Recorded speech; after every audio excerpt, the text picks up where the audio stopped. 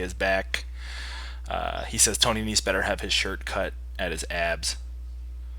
Oh yeah, of course. Majin Nano is online too. But yeah, it should just keep picking up. Well, I think I need to refresh it for a Literally, second. we could just sit here and just stare at each other, and people would start talking on this chat, and we don't have to do anything. Yeah. This is the future, huh? This is it. We are. This is like Demolition Man. Do you remember like how they would talk? But yeah, this is what this is now. Was that what I sent you that they were making another one? Was it Demolition Man? Oh yeah, I forgot about that. Why? Where? What story is left to tell? No idea. I don't know. How do you get like to live on the chat? How to watch it? Well, the chat should be up there. Or are you just watching my screen? What? Are you just No, no, watching? no. I'm super delayed on the chat. Oh, you're delayed. Okay, so uh, what's up, Rich? How you doing? Welcome back. Sock Monkey Mike just gifted a tier one sub to my community and the rectangular. Thank you very much, Mr. Mike. So I usually go through the Twitch app, but I'm gonna go to twitch.tv and see what happens. Twitch.tv/Drew Gulak. I'm pretty sure if you go to the app, it'll come up quicker. Yeah, because right now it's on delay. Oh, cool! It's showing up. I put a little chat box on there, so it's showing up on the screen, like on over there on the screen on the bottom. Yeah. Yeah, it's pretty sick. It's working. But yeah, there's a big delay if you just go on the chat. Okay. The website actually shows up pretty quick. Hey, Natara Soup, what's up? Welcome back. Yeah, that's pretty live actually, the chat there. But the screen will be delayed for you. So if you just want to watch the people in the chat room, that's fine too. Okay. Yeah. I did send Davari a message For to jump in. to jump in. Oh, I'll send him a message too. Yeah, if you bully him, he might do it. He was like, "Oh, I thought it was earlier this week." I don't Wait, know. he thought it was early He this thought I week? meant like so I asked him 2 days ago, and I was like, "Hey, because you had fun last week, do you want to come on and chat with me and Tony?" And he's like, "Oh hell yeah!" I was like, "Great, cool, I'll let you know." And he thought I meant that night. He's like, "You do it every night at 11, right? I thought you meant that night." So, I was like, "Saturdays at 11 is my live show, dude. I have a schedule for this. It's weird. That's great. It's really strange." Yeah, he's kayfabing me. Is he? He's faving you? I knew it. All right, he's probably busy doing something illegal. Oh, it's just updated. You Oh, got there an we update. go. Starting to see some stuff now in the chat. I don't know. Jose says, "What title is that in the back?" Ah, yes. Those are my two favorite titles: the White Intercontinental and the Eagle World Title. Where'd you get them from? Where'd I get? My wife got them for me a long time ago. So they're like obviously miniature size, and she got them displayed in a shadow box with a nice WWF logo. Yeah, it's really cool. Well, that's cool. So does that answer your question? I don't know, Jose. So I got your chat, and then all of a sudden it like sent me to your Borderlands video. Oh, cool. I'm So starting to that's learn how old I really am right now. yeah, that's from yesterday. Um, Right now I'm back in it. Let's see. Mr. Dark Ace 28 says, "What inspired Tony Nese to become a wrestler?" Oh yes, please tell us. Let's, Let's get into that right away with 52 viewers live right now on a Saturday night. oh man, for me it was let's see, become a wrestler. Um, I don't know. I honestly watched wrestling longer than I can remember. Like I don't even remember what started my wrestling watching. If So that's you were what you like, know. so you were like a kid, like little. Oh yeah, super little. I was just always watching wrestling, and then I guess like when I started actually going to live events is when it started like Hmm. I started like really falling in love with it and obsessing over it. And then as things went on, I started learning about like then you start to get into the indie scene. And then I learned about ECW, and then I just got super passionate about that. Um, and then I started going to indie shows, Uh huh. and then you would see ads for wrestling school, and that's when I started learning like, oh wow, you can actually train to do this. Yeah, I never knew it was a thing that you could do until Yeah, the yeah, ads. exactly. And I was a backyard wrestler with my buddies, so he's putting on shows in the backyard. So I was like, all right, I have to try out in school. I got to try to be a wrestler.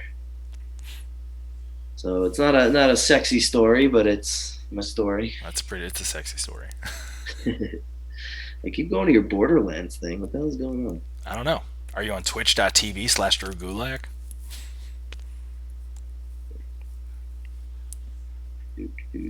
Is Denver playing poker? I believe Denver is playing poker right now. He's aware of what's going on, but he's Wait, playing who's the Denver? poker. What are we talking about? Someone in the chat is asking. Denver's here. Denver's usually here as a regular. Ah, Yeah, but he's a big poker player, and he apparently is really good and wins lots of money.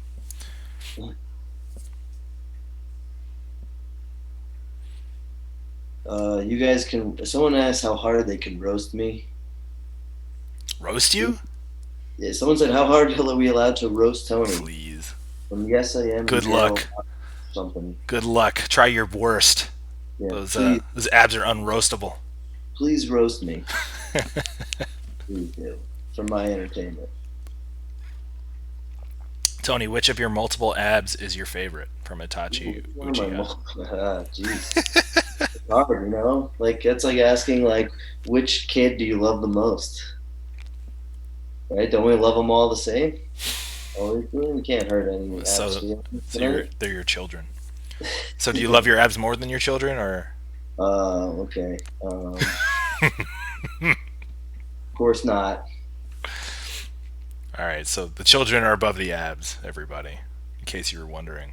Yo, Merc with the Mouth just gifted a subscription. That was nice of him. Still don't know how this works, but cool. I almost gifted you a subscription. Oh, you don't need to. I'm already in here. We got 98 viewers now in this chat. All here to see you. Oh, amazing. I'm still having trouble with this damn app. It's all right. We'll figure it out. We got plenty of time. Who are your picks for the men's and women's Money in the Bank matches? I'll go first. My pick is obviously Daniel Bryan, and for the women, it's obviously Asuka. Mm. Obviously. I would go with Asuka. Hell yeah. Men's though, I would go for. Actually, I don't even know now. We need to run down the Uh, participants. yes. All right. So from Raw, we got AJ Styles, Aleister Black. Um, who else is in there from Raw? There's one other person. I'm trying to think.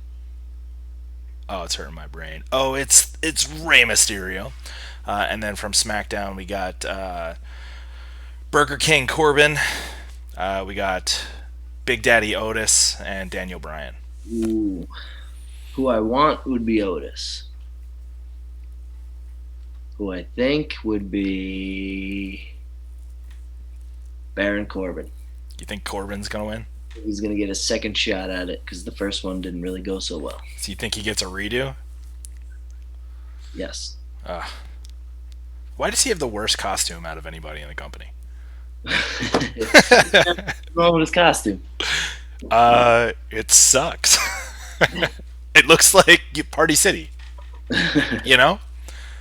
Like, come on, man. Like, Triple H came out with like Kevlar and motorcycles and stuff. Like, I come out with a jacket that cuts around my abs. your costume is 100 times better than Burger King Corbin's costume. Uh, He wishes he had an ab window on his whatever singlet thing that is. I don't even know. Let's see. Yeah, we can talk about anything, Roni Mac. Question to both: what was it like to receive a contract by WWE? Oh, come on. Yeah. Well, we did it together. yeah, and it was probably Not only was it exciting, it was very relieving because remember we were for months we were actually working for WWE and not and kind of just still working by the date until we finally got offered that contract. Right. We So had no we I think us and like maybe returning legends have only done that where we've wrestled on pay-per-views and Raw and then gone yeah, and worked indie shows. yeah, You and me and freaking I don't know, Rhino or something like Davari, that. Ali. Yeah, we were all doing that, and we were all. I was burning the candle at both ends, wrestling Thursday through Sunday, wrestling indie shows, And then we do Raw and SmackDown. Raw and SmackDown, and then also work a shoot job during the week too. So Right. I'd work at the Staples Center, and then I'd have to fly home and work a regular job. So it meant it was awesome getting a contract. I remember yeah, I always think of like what Triple H said to us.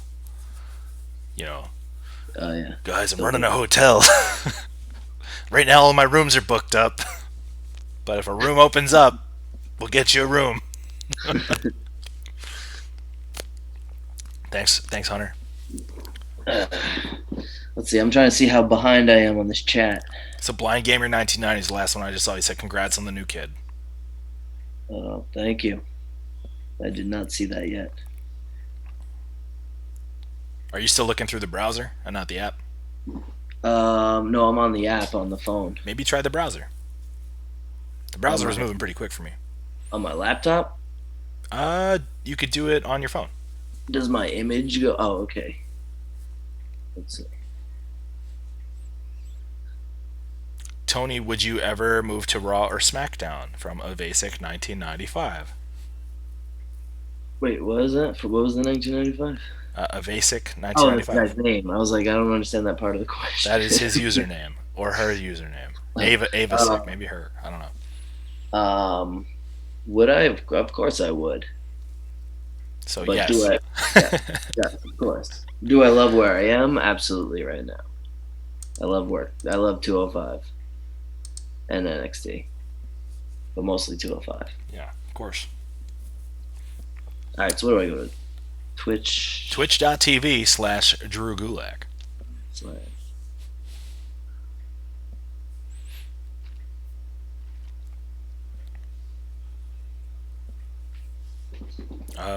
Last one from the Roni Mac 7. Was there an actual plan in place for Tony in TNA?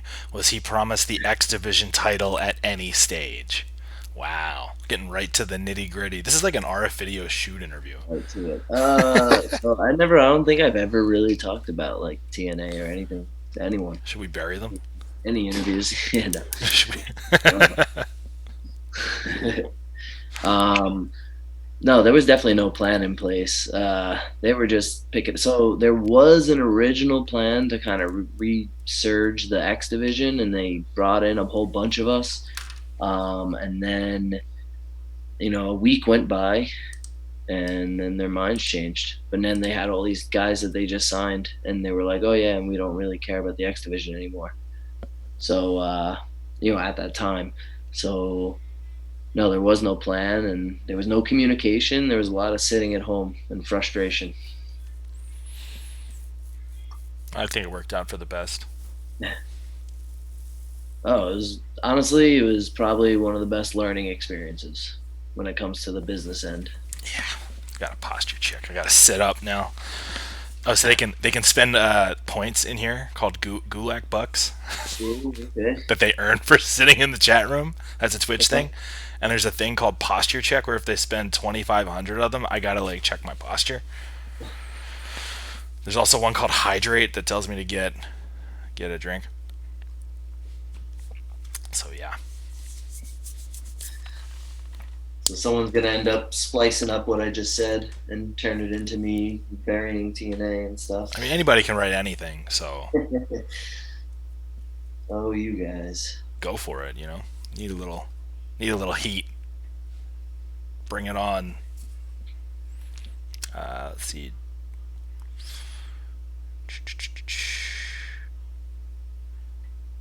Ooh, okay. All-time Mets fan from what is this? D. Cohen.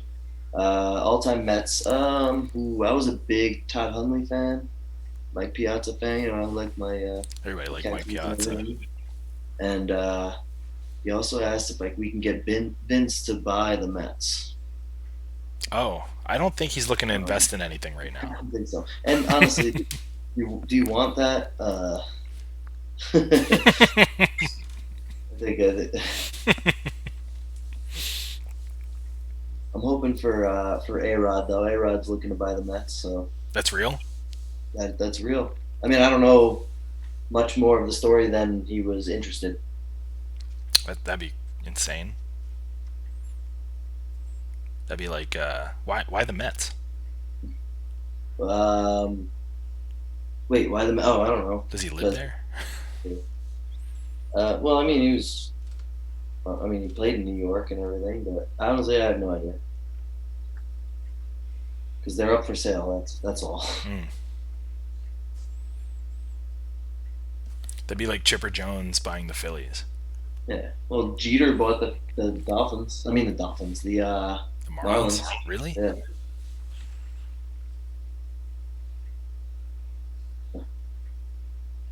Let's see. Ooh, Nese versus Gulak WrestleMania main event for what title and what stipulation? Oh, um, what title? Well, obviously the WWE Championship. Yes. Obviously. Yes, of course. What stipulation? Ladder Well, match? Has that been done for the big belt? well, let's get creative. It doesn't have to be a. It doesn't have to be a match that exists yet. Oh, okay. Um, So we'll make one up. and the stipulation doesn't have to necessarily be in the match. It could be a result of the match, So like a what? loser leaves town or something like that. So we need something like that. Yeah, yeah. I gotta move up here. I look like a. So like something like if you win, Yeah. not only are you the WWE champion, but now I'm your slave for like a year. Something like that. Yeah, something like that. And then like I have to follow you around for a year and do your bidding, but I can't challenge for the title obviously unless you tell me I can. So it's kind of like an Aladdin thing going on where it's like the Okay, genie. You actually, got here we go. This is a good idea. Some of them are already giving suggestions. So let's have everyone give suggestions and let's see here. Loser has to lose the abs. Ooh, I don't know if I can lose mine. I I eat ice cream every night of my life and I haven't lost them. I So, could lose mine and two just like that. I could think about it and they're gone if they ever come in. lifetime supply of Ben and Jerry's if I win. Someone knows me. But then, what if Drew wins? I don't know if he wants a lifetime supply of Ben and Jerry's. I would just give it to you probably anyway. So it's like a win-win for you. But yeah, why isn't that a thing? Like why haven't we gotten Ben and Jerry's to do that yet? Wait, to what? Sponsor me? Yeah, I don't know. I've tried. Not really. I've tweeted them. we need to keep trying, I think. I think we need everyone in this chat room to message Ben and Jerry's right now to tell them. Oh, first of all, let's explain why real quick because I don't think everybody knows quite the whole you and Ben and Jerry's thing. I think it's just right now us talking about it. So Does like everyone if you know could it? sum it up like real easy for people to understand like what your relationship with Ben and Jerry's ice cream is right now, that'd be Like, great. like the shoot story of how I got so addicted to it. I mean, if you want to start from the beginning, go for it. We can fill the time. Oh, I'm all just right. saying like I want people to understand your So relationship. first, my parents met each other, right? And then no, I'm just kidding. So so the first time my wife was pregnant, she was craving ice cream every night, and Best she would story. feel bad. She would feel bad that she craved ice cream. So to make her feel better, I would always eat ice cream with her as well. And we would both polish off a pint each every night.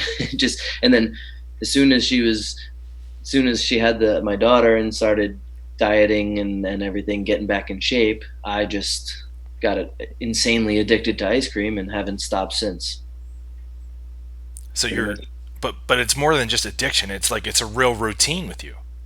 Well, yeah, it's also a macro thing. It's keeping my carbs a certain my carbs, my fats, proteins, and which is everything. amazing because Yes, that's. my carbs are insanely high. They're in the upper 500s. But that's awesome, right? Like when you think bodybuilder, you don't think Ben and Jerry's ice cream. Yeah, I mean, yeah, if you actually look into it, a lot of them go pretty crazy with ice cream and with pizza. You know, when they're bulking, even though, yeah, So, but it's more than just like a one-off. Hey, I need to spike my insulin. This is like for you. It's every night. It's feeding my body. yep. That's nuts. That's I think that I always thought that was cool. I don't know. I think Ben and Jerry's should be paying for your ice cream. Is what I'm saying. So yeah, if we could get all the people in this chat room to real quick shoot a message over to Ben and Jerry's ice cream. Maybe one of the mods in the chat can shoot the hashtag or the handle real quick because I have mods in my chat for some reason. So what? Here's a question for you, Drew. What is it like teaming with Daniel Bryan Oh, it's great. from He's the Wrestling man. with Cats? Wrestling with Cats, great username. Merc with the Yeah. Mouth just gifted 5 subs. Thank you for that, real quick. But teaming with Brian's awesome. He's a super cool guy. We have a lot of things in common. Whereas like the way we think about wrestling, I think is kind of cool. And he's just been like really supportive. And of course, he's a legend. Like he's done everything. Like ever since he started in wrestling, he's been like the guy, right? Like on the Indies, he was the guy, and then like Absolutely. yeah, and now in WWE, he was like the guy. So like, uh, yeah, it's been invaluable. I think getting to do that. So it's been really fun. Really fun. What if the stipulation was like the Fiend versus Cena or the Boneyard match, but something that fits us? Ooh. Oh, we can have like a movie. We can have a movie match. Those are called movie matches, right? They're not. Yeah, that's what he means. He means like filmed like those, Yeah, and like then a complete movie. yeah, yeah. Like not at all Those, a pro those wrestling ones match. are movies. The rest of the stuff we do is super real. Yeah, 100% real. All I right. haven't seen you since FWE, Tony. What? I'm on TV, or at least I try to be. FWE was that? That was like the weird promotion with like all the like everybody. It was right. I think that's the New Like York one. Orange Cassidy was there a lot, right? Yeah, I That's think how it's I like know it. Family Wrestling Entertainment. Okay, yeah. Family Wrestling Entertainment. It was a great company. Aw. Oh, dude, they wanted to book me right before for their last event, and that's when I got signed, and I couldn't do Okay. it. I remember that because like I Wait, was jealous of. FWE? Yes, I thought they shut down before then. then maybe it was their last event, and then they got shut down. But they wanted to use me, and I was really excited because you guys always told me how cool it was, and yeah, bummer. Jabarino wants to know what the favorite part of 205 Live is. I like just the style of 205 Live, Yeah. just the fact that we just go out there and it's just put on, as crazy of a match as we can, just it's a lot more freedom there. I like that. Yeah, I like that we always got time. Yeah, we get That a was lot big. of time. We get, it's the spotlight's on us. We're not sharing it with anyone else. Much to the chagrin of some audiences, that's our spotlight. You know what? We win them over more than we don't. So That's true. Yeah, we crushed it, man. that's a lot. I do not miss the purple ropes. No. You know what? It's not the purple ropes I miss. It's every time they tape the ropes purple and you hear the entire arena go. That's the part I do not miss. Ah, damn. Should we stay? Should we? School night? I don't know.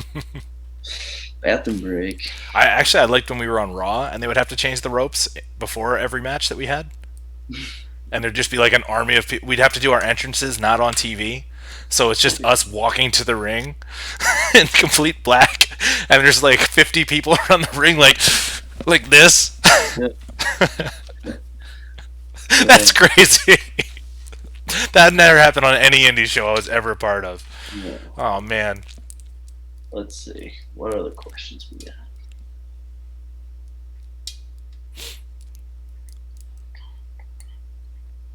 Favorite ROH star to not make it in WWE? Oh, I wasn't a probably, big I was never a big ROH fan, but I knew like a lot of the yeah. wrestlers who were there. I'd say Jay Lethal. Jay, yeah, Jay's awesome. Yeah, yeah, So he's your guy. He's your favorite guy. yeah, yeah. And I've gotten to work him, and he was awesome. That's cool. I actually had a practice match with Jay Lethal at the ROH school. It was who else was in that match? It was crazy. It was like me, I think Jay Diesel versus Jay Lethal and Cheeseburger, and we had a full freaking match just like on a practice night. Delirious wanted to see that, so we did that. He's like, "This is like an indie dream match right here." I was like, "Okay." Tony, what are your workouts like now? Ooh, well, now my workouts are good because I finally got a gym built.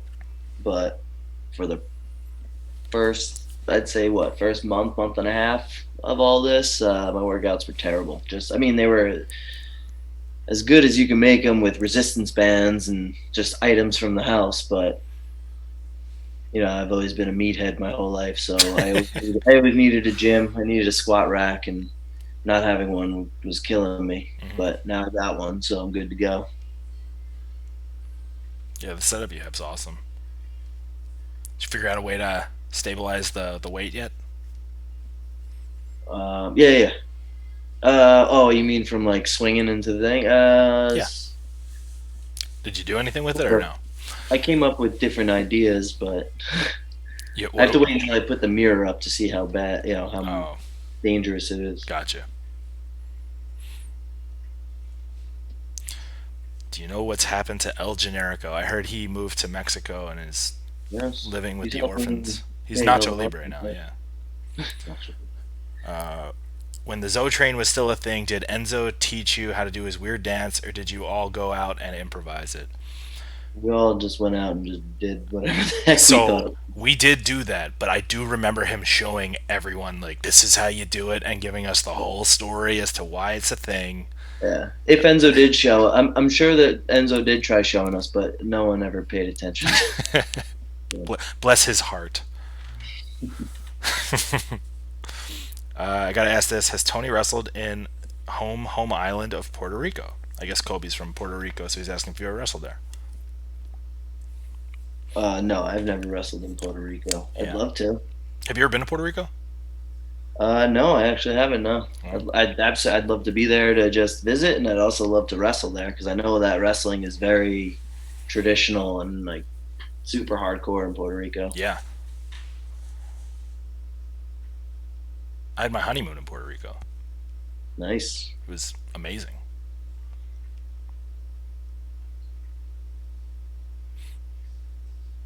Who abducted Raul and Joaquin Wild? What do you think, Drew? Oh, I forgot they got abducted. And now they can't even. They're trying to abduct. Was it Phantasma or whatever? Really? So let's see. What do they have in common? So we got Raul, They're all luchadors. Phantasma, Joaquin. I guess he is kinda. Yeah, he's lucha, definitely. You All ever right. see Twitter videos of him doing lucha We're stuff? being joined Oh, real quick. Let's see if this will work. Hello. Is it working? Yes. Yo, hey, what's up? what's up? How's everybody doing? Good. How you doing? Doing good. All right, Denver, Colorado, promoter of Beyond Wrestling / question and answer extraordinaire, is joining us on Gabbin with Gulak on Saturday. What's going on, man? Everything good? Did you freeze? Did everybody freeze? I think everybody froze. Had to start the Uncharted surgery. Uh-oh. We're all frozen. All right, we fixed it. Did we fix it? Yeah, we fixed it. Cool. So what's I was going on? doing good. I was kicking ass in poker. I was in the lead, and then I had to start the social media for the Uncharted territory stream, and I just got distracted, and I pissed it all away. So here I am. Oh, so you lost. If you come in second, you don't have to pay. So it's like second gets to keep their money. So I didn't have to put anything out, but everybody was getting kind of hot at me. This would have been the third week in a row that I would have won. So, I have so few friends as an adult. I don't need heat with any of my high school buds. So does that end your winning streak? How are you guys doing? You guys having a good chat? Yeah, we're good. Yeah, we're doing all right. This is ended my winning streak. Yeah. Sorry. It wasn't as impressive as the Undertaker streak. Okay. It wasn't. So. Well, it could have been. What could have been? I know. So yeah, we were getting asked some pretty good questions. We were talking about Puerto Rico before you got in here. I've never been. No. No. Does WWE go there? Do you guys wrestle there? They do sometimes, yeah, right? Yeah, I think if not once a year, maybe every other, something like that. I don't know. Why is this guy from Puerto Rico? He would know, right? This gentleman is from Puerto Rico. Well, answer our question. He actually invented Puerto Rico. He's the mayor of Puerto Rico. Oh, nice. Yeah.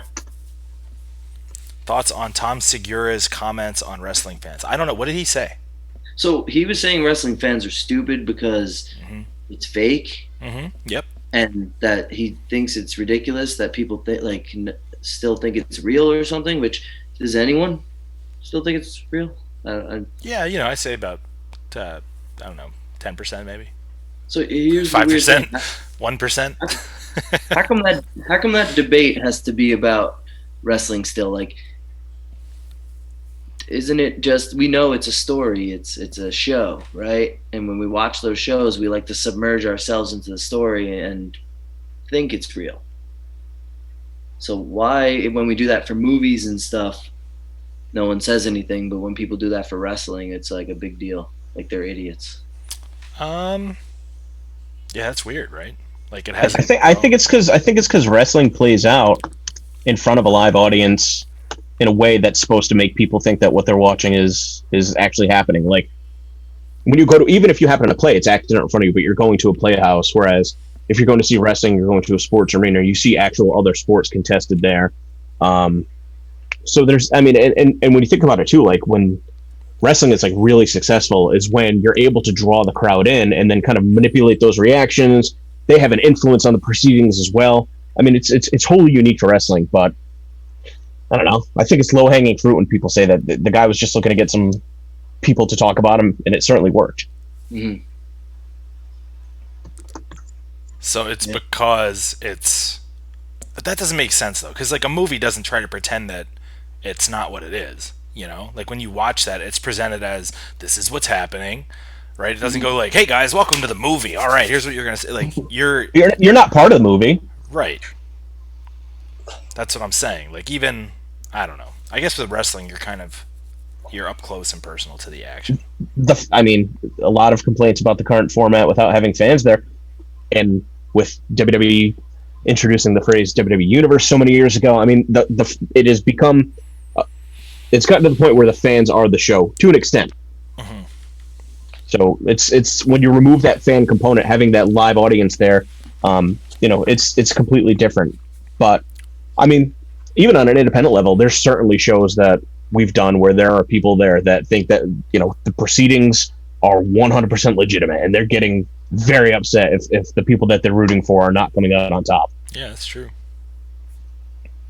But even WWE in its own programming, like if you watch Backstage is presented on the same channel that they show, now they're going back and showing classic matches. On Backstage, they're talking about what's actually happening behind the scenes, the way that wrestling is made, to the same audience that's all supposed to be tuning in to see like the best ladder matches in wrestling history. So, it's also not like WWE is shying away these days to try and pull the wool over anybody's head. No. If you watch WWE, it's constantly thrown in your face.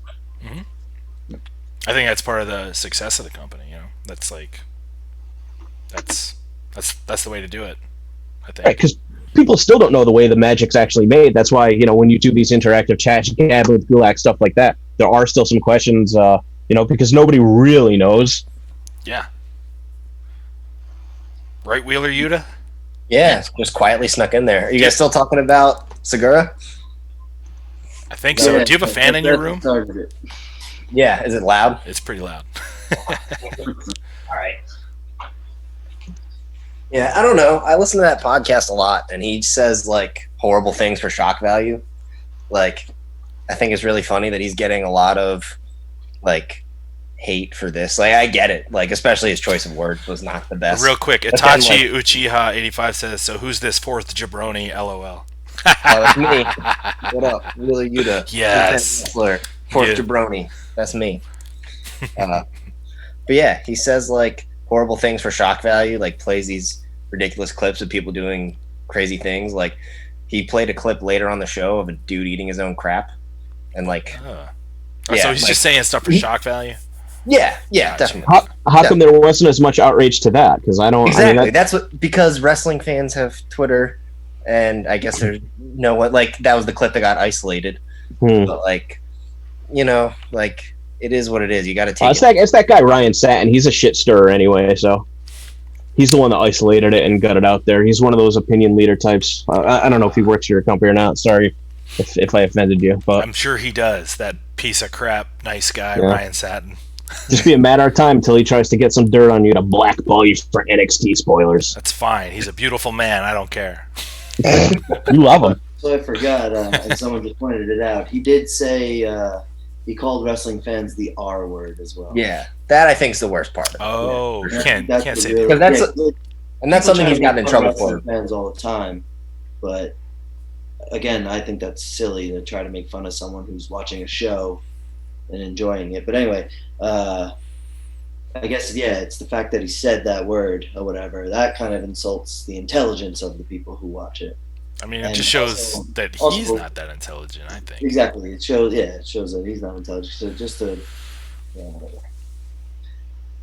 scratch that surface. I think the word is worse than like the take on wrestling. Like, obviously we've all heard the take on wrestling before, but yeah, using that word is I mean, if he was actually trying to make a serious argument, I mean, he kills all of his credibility there by not being able to stoop to that level, you know, by not being able to avoid that. Yeah, I don't even know who he is. He's a comedian. Is he funny? Yeah, I think he's overrated. Honestly, I've watched his specials. He's okay. Yeah, like I don't know. He's all right. He did Foxwoods the week after American Rana, so he had like his billboards were up everywhere. All right. Yeah. I heard Aaron Lewis from Stained played at the same time as us, and we drew better than him. But there's a lot of things that I don't believe about that day. So you talking about a Beyond show did better than a Stain concert? Yeah, when we did American Run at Foxwoods, but I don't know. Remember that whole thing? Yeah, I'm not allowed to talk about it. I did a whole interview with Paul Crockett for an episode of Positive Contact, and then Jerry wouldn't let us put it up. So Tony, do you know Foxwoods Casino? Wait, you talking to me? Yeah. Do you know Foxwoods Casino? Yeah, I know. Yeah. I mean, there's multiple ones. We talking about the one in Connecticut?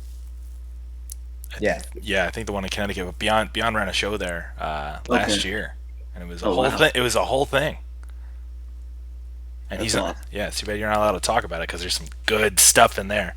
I mean, I can talk about some stuff. Do it. Bury him. No, I don't know.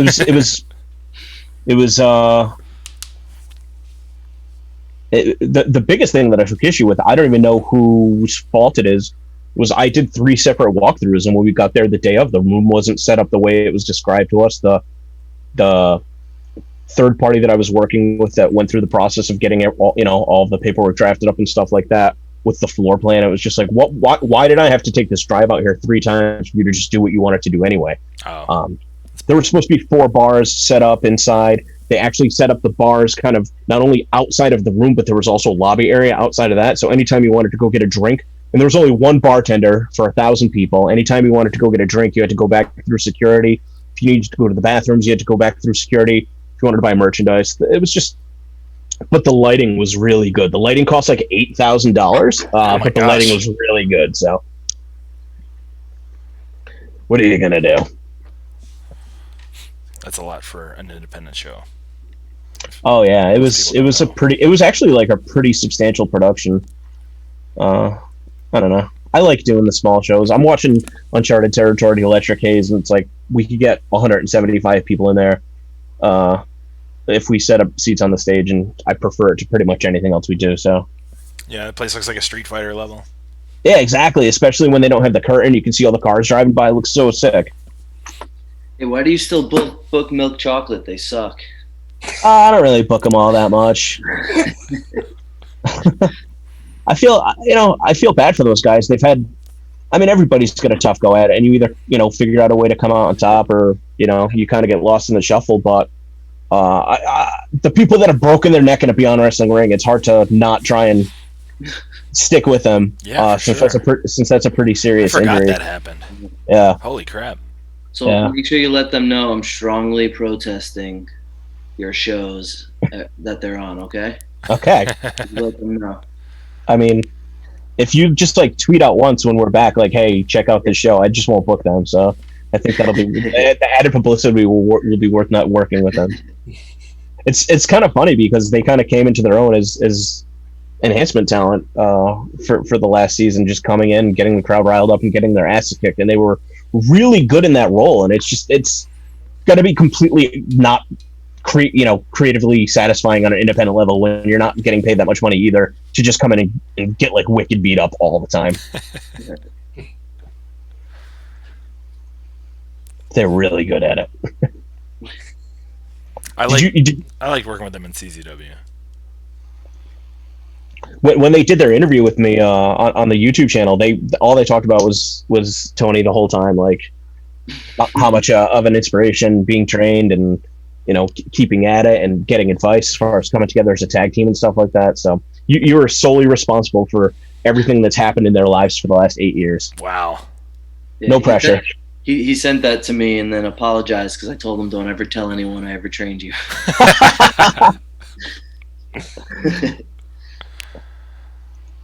we have a good love-hate relationship. How about VSK and Dorian Graves? I get all the Long Island guys kind of blend together for me, and I get confused about the separation of NYC and Creative Pro. But did you have a hand in training either of those guys? No. They were all out of Creative Pro, and I think they were before Creative Pro even. I forget. I think it's called VPW or something. Ah, okay. Yeah. And then they just joined up with Creative Pro. Gotcha. I'm not doing a very good job fielding questions. I'm sorry. That's all right. We got plenty of time. I'm trying to do it. It's tough to read and talk. Apparently, I'm not successful with that. Let me see. How is it working with Brian Alvarez? I've never really worked with him. I've had an interview with him though, and he was great. He was great to talk to. Or did an Observer interview. We brought him in for American Run. He teamed with Tom Lawler against Nick Gage and Thomas Santel. Him and Santel, I think they both. I mean, obviously he's heavily involved in Wrestling Observer. Santel, I think, has a show as not as a Santel character, not as his Heartthrob character. I think just as himself on Observer too. So they have that link, and then Alvarez and Lawler are linked, and then Gage was the odd man out, but that was what made the dynamic of the match interesting. And I got to pick Alvarez up from the airport, bring him to the casino, and then bring him back. It was cool kind of picking his brain and just, it goes back to what I was saying about Satin. It's there's these people within the industry. Alvarez, to his credit, at least is a trained professional wrestler, so he kind of knows the rigors maybe better than some. But these are people that are highly influential in some circles, and it's basically what they say. People maybe don't even process it. They just take it as gospel. And these are people that are highly influential and can end up having an effect on kind of the proceedings in the industry. I liked Alvarez. I liked talking with him. I thought he was pretty cool. I agreed with a lot of the things that he had to say, but I know that he can definitely over the top with some of his stuff, as we all can, right? He's a wrestler too, so that's interesting. He's also in his late 40s and he looks like a kid. So it's him and Fauci. They got they're getting all their Fauci, right? How old is Fauci? 60. Fauci's 79. He looks great. Well, you were saying Looks like Tom Nook from Animal. So, Oh, speaking of, so we talked about this last week, Tony, where we were trying to guess how old Dr. Fauci was. How old do you think Dr. Fauci is? Well, I mean, he's 70. He's in his 70s. Like you just heard that. But 79, right? That's what you said. Yeah, 79. He looks amazing. So on the flip side, I just learned today how old Mike Pence was. Do you guys know how old Mike Pence is? He's our vice president, right? Yes. 42. I don't know. No, how old do you think he is? I actually couldn't even, if you showed me a picture of him, I couldn't identify him, so give me a sec. He looks like 70. Hold on. Pence looks like he's late 60s, yeah. All right, he's 60 years old.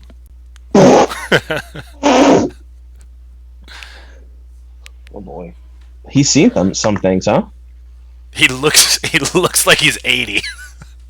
Fauci for sure looks younger and healthier than Mike Pence. Fauci could whoop Mike Pence's ass. Well, the reason I was so excited to be able to get on Gabbin with Gulak and talk with Tony Nese is when we were talking about Fauci with Davari last week, brought up how Tony doesn't necessarily need to sleep all the time. And is able to stay in phenomenal shape. So, Tony, I would love to hear the secret about how you just don't sleep and can still work out and stuff like that. Oh, I don't know. I'm just so used to it. I don't know how to explain that. I mean, yeah, I don't know. That's just something I always worked jobs where I was up all night and everything. So I was just used to always being up all night. And then during the day, caffeine keeps me going. And I mean, family, kid, everything Yeah. and you can balance it all. That's amazing. Hats off to you. I try to. There's some days where all of a sudden my body just completely crashes. And what, you sleep for 16 hours in a row? No, I'll just let's see. No, I'd say the longest I sleep would be 10 hours on one of those, but that's probably the longest. What's an average night of sleep for you? An average night is 5 or 6. Especially during this, it's been it's been 5 or 6. But there's been plenty of on the road and stuff. It would be maybe 3, 4 if I'm lucky. Well, you work out. You got a newborn at home, so. Yeah. But on the road, it's even worse when you're driving after a show for hours, and then when you finally get to the hotel, you're so wound up because in the car ride, you've just been drinking energy drinks and eating candy to try to stay awake. And then you make it to the next town, now you're all wound up, you just watch the TV for a couple hours, and then you realize, oh man, I gotta wake up early if I want to hit the gym before the next show. And then, yeah. To be fair, most of those days you were sleeping before me. Yeah, Drew. Yeah, Drew is usually up there later. I got 3 questions coming out of this. Here's the 3 questions. What's the car? Who's in it? What's the candy that you're eating? And then you work out every day. How long are you working out every day? So every day is on average, I try to keep it with cardio and everything an hour and a half to 2 hours. I used to spend my day at the gym when I was first starting out and everything, but now now I cut it down. But is that the car? So we call it the cruiser mobile. Because the car had, what was it, Drew? It was me, you, Noam Dar, Ari Davari, Jack Gallagher. We would always just get a big van. Right. It would be the 5 of us, and then sometimes there'd be a rotating 6th member, which would either be Ali, Cedric, or Kendrick. Ali, yeah, and Kendrick, yeah, and we just pack out a van. We just drive for hours, but. And there's some nights where no one never said a word. Everyone's just on their phones, and we're just trying to get to the next place. What kind of candy? What are you eating? Oh, for me, it's on the road. It's the watermelon Sour Patch. Oh, that's so weird. Nick Gage's favorite too. Fun fact. Why is that weird? I don't know. I pictured you to be more of a chocolate peanut butter kind of guy. So I guess. You're actually right. So if I was if I'm going for chocolate, I always go for peanut butter M&Ms. Oh yeah. And I will fight that to the death that they're way better than Reese's Pieces. Wow. Yeah. The peanut butter's better, right? That's what it is. Yeah. There's way more peanut butter in peanut butter M&Ms. Oh, they are. Yeah, they're thick. Yeah. And they're, And it's a way better peanut butter. It's more real. I've decided to turn to the chat for a question. Somebody asked if your abs take turns driving. I wish, and then I could take a nap. It's funny. Let's see. So the cruiser, yeah, painted purple. We were considering doing that. Remember, we were thinking about buying a minibus, painting it purple, call it the cruiser mobile. That would probably would have saved us money. So when you guys are quiet, all on your phones, what are you doing? Are you playing games? Are you looking up to see whose match got a 5-star rating? What's going on? Keeping in touch with family? I'm usually driving and blasting music that no one else wants to listen to. Okay. I think as the driver, you have that right, Yeah, because you need to be engaged to stay awake. You have the most important job in the car. Yep. Yeah, driver gets music preference. And then, I don't know, some guys, like Jack Gallagher's usually reading a book on his, what is that called? The Nook or whatever. Okay. And then Drew's usually playing his one of his Game Boys, right? We can't even hear Drew anymore. What happened? We lost him. I got. All right, we're back. He got. No, we're back. No. So I'm either playing the Switch or the Game Boy, or I'm just chilling. Yeah. I think I'm pretty good for conversation in a car, though. I pride myself on keeping my driver awake. Noam's the youngest one, so his head is buried in his phone the whole time. Just no responsibility whatsoever. Nope. That young Jewish man. Let's see. Davari will probably be the one that sparks up the most conversation, but he'll hang out on his. Everyone else is pretty much hanging out on their phones or sleeping, whatever. You got a big car like that, we don't have the no sleeping rule on everybody. Only the passenger, the first seat up front. They got to stay awake. Everyone in the back can sleep. I think that's fair. Yeah. What do you listen to that nobody else likes in the car? All different things, but I'm usually listening to like hardcore. I'm like to stay awake and everything. I'm listening to like Hatebreed and stuff like that at like 4 a.m. just blasting it while everyone's trying to sleep. Here's a question from an inquiring mind that's never been to TV. Obviously, you're encouraged to stay, for the duration of the event, watch everybody's matches on the show. What's like the earliest you can leave the arena? What's the latest you've ever left the arena? So the earliest you can leave is when Roman Reigns says you can leave, and that's a you always ask the leader, whoever the leader of the locker room is there. You ask them. You make sure everything's okay. So if there's like a really long travel between towns and we've done all our stuff or whatever, we sit back, and then if we get told that, hey, you guys got a long ride, you can go, that's when you go. You just always stay respectful. You stay as long as you need to. You make sure things are in order before you head out to the next town. Yep. And what's the latest you've ever had to stay at an arena, maybe through strange circumstances or I don't know. So I don't know what would keep you there. Our show is we're always the last ones to leave the arena, besides the crew, the stage crew. So I mean, we've been there probably later than any other superstar has ever stayed. Ever. Because like we'll get like we just when we just finish and stuff, like after you wrestle, you're on that high and you don't really want to do anything but just kind of chill out and think about it. So we end up hanging out in the locker room. And so how many times, Drew, has the security guard in the building walk in and been like, can you guys leave? Oh my God. All the time. My favorite parts though are the fans who wait afterwards to see who's still coming out, and they get us. I feel so bad. They're like, I've been waiting all night. Is Roman Reigns still here? And I'm like, he left about 4 hours ago. So how late would that be? Like 12:30, 1 a.m.? Like what time are you getting kicked out? So the show would end at 11. So the latest would be the East Coast, right? So the show's over at what, 11? Yeah. So I'd say like 1 o'clock would probably be the latest. Yep. Definitely. Yeah, and then we have a 4-hour drive through the deserts of Texas or something. Actually, that would not on the East Coast. Yeah. Yeah, you're right. No, we'd be driving through like Virginia or something, or. I think those venues charge by the hour, so you probably cost like Vince McMahon like an extra $25,000 every night that you guys don't like bounce. Yep. They end up having to pay for Saturday too. They cancel monster trucks the next day.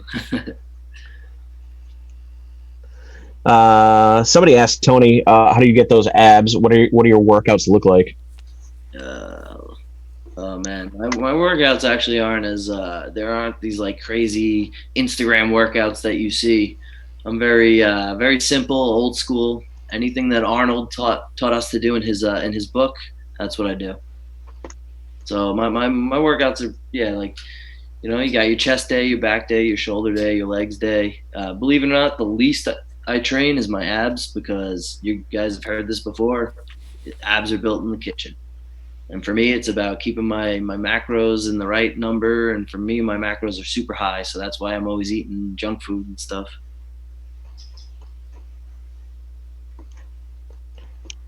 I mean, good answer.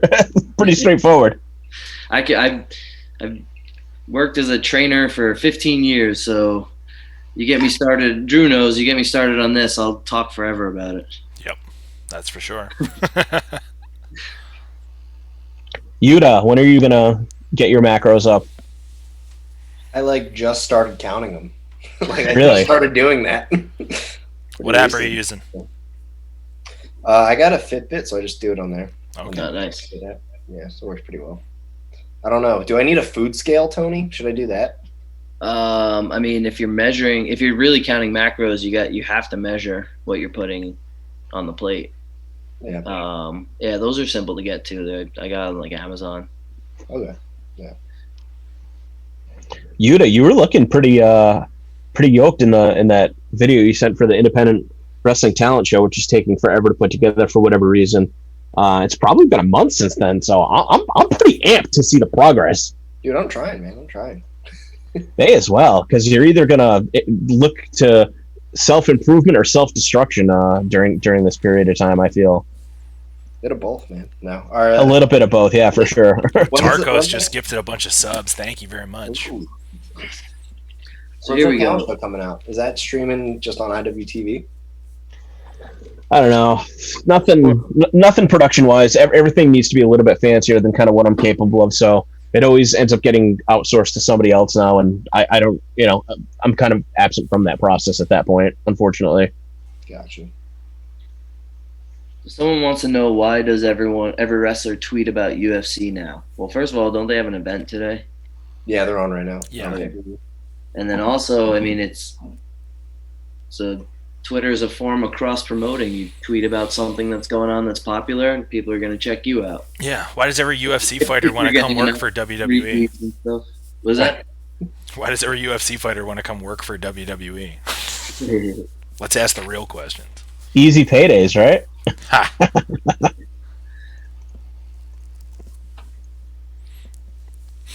Let's see. Any good ones on here? I don't know. I mean, they both fall into the combat sports genre, obviously. Yeah, I honestly, that's all the guy. Most of the locker room, that's all they talk about is UFC. Most of the guys follow it and are super into it. I feel like if even as somebody that's not into it, just being casually introduced to it, like if it's on, like it's pretty easy to figure out what's going on when you watch UFC, as compared to maybe even some other sports like, football has kind of a complicated rule set by comparison. UFC, it's two people duking it out. It could be reduced to that. So yeah.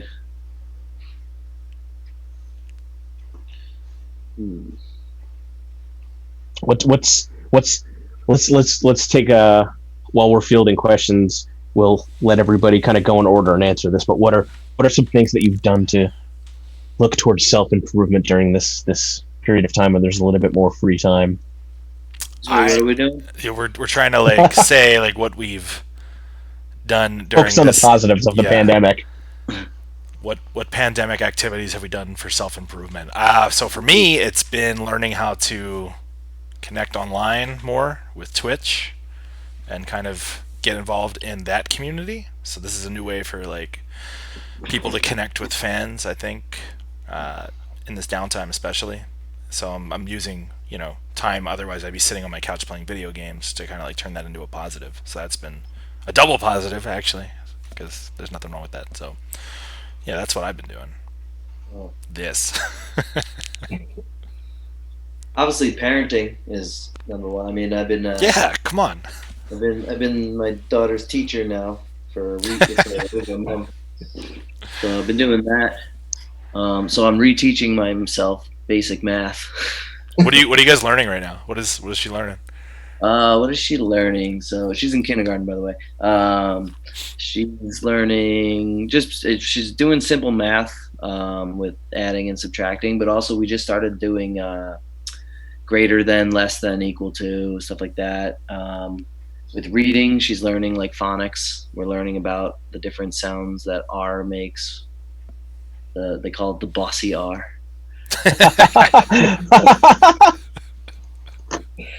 And then what else? What did we learn? We learned about butterflies this week. Every week we have a new animal or insect or whatever That's cool. we learned about. Are you coming up with the curriculum, or is it something that the school system is giving you to like base it on? No, yeah, it's actually her teacher. Oh, cool. So, yeah, so it's not like people say homeschooling now, but it's not really homeschooling. It's opening up a slideshow and clicking on videos that the teacher made. But at the same time, I'll just sit with her and explain it if I feel like she didn't understand it properly. And then we have a whole nother thing where I have to ask her questions, she has to answer it, and then I hand it into the teacher. Submit it through Google Classroom. So it's cool. interesting. It's actually they whipped it together pretty quickly, and it's working though, so it's good. How many hours a day do you spend doing that?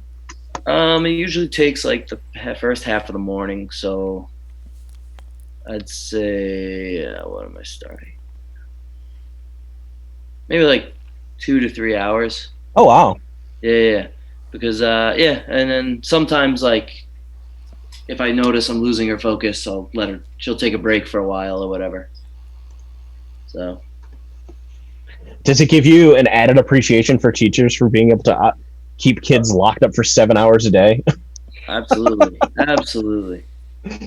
Oh, man.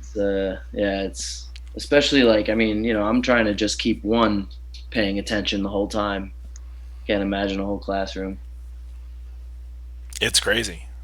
Teachers, I think teachers are the most undervalued profession in our country. Oh, absolutely, and it's crazy to think like it's the future that they're teaching. Mm-hmm. It's insane. How about you, Yuta? What have you been doing for self-improvement besides getting jacked and mastering the steel drum? That's pretty much it. That's what I was going to talk about. That steel drum, man.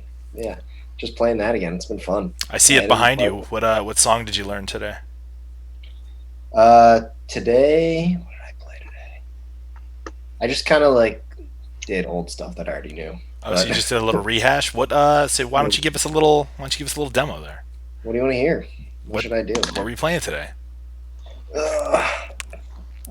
Unless you got something real fun you want to just bust out real quick. No. Do some video game stuff. We're on Twitch. Do like a video game theme. Oh, I don't know any of those, man. You do Super Mario, right? Yeah, I haven't played that one. Sorry to put you on the spot. Clean your room. Dude, I'm sleeping in an Make your office. bed. I'm sleeping in an office. My nephew has my actual. Clean your office. Oh, This is great. This is like a variety show. that's a beer. I'm like the new Ellen DeGeneres.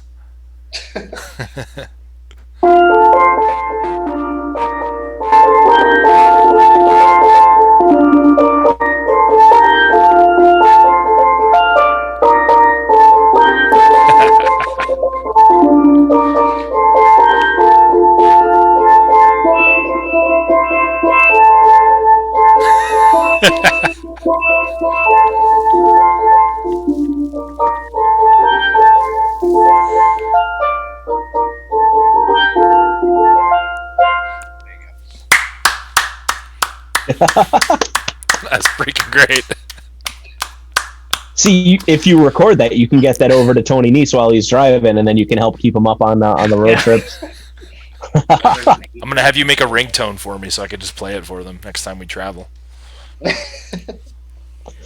Somebody in the chat asked if anybody's tried any new recipes or done anything new with cooking during this period of time. Absolutely. I bought so I got lucky and bought a smoker like right before all this started.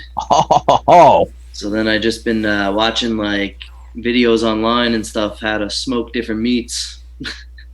And what meats have been smoked and what's come out the best? Brisket comes out the best. That's my favorite one. I think it's probably one of the easier ones. That's why it's hard to screw it up. But you can play with it with all different types of flavors and stuff. So that's what I've been doing. But the one I had the most difficulty with would be pork. Any pork products, because it's hard to cook it and at such a low temp and keep it moist and keep it from drying out. But so that one I've been.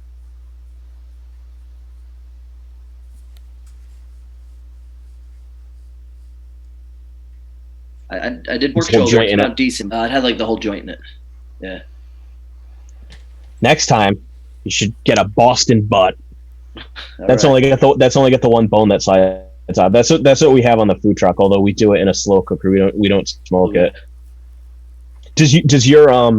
You must have to. Is it outside the house? Yeah. Right. Like you're not smoking inside the house. No. Do you have to wake up through the night to like check on it or? No, like when I'm doing the brisket and stuff? Yeah. No, because like the brisket I'll be cooking is not, it'll be like.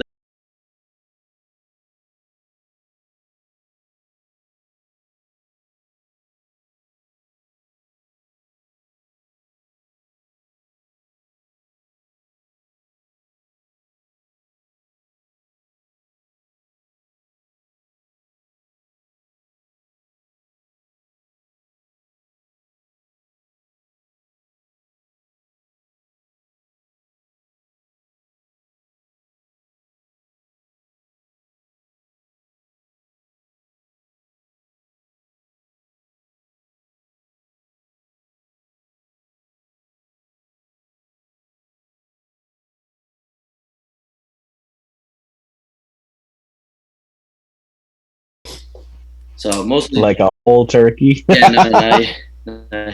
Yeah. Maybe for Thanksgiving? Yeah, that would. How long would that take? I don't even know. That's probably an overnight job. Any turkey smokers on this that can tell us? Yeah, has anybody in the chat ever smoked a turkey before? I know about deep frying turkeys. I think the feed cut out. Did it cut completely? Damn. Because it's still working on my end. The chat's working. No, this just came up.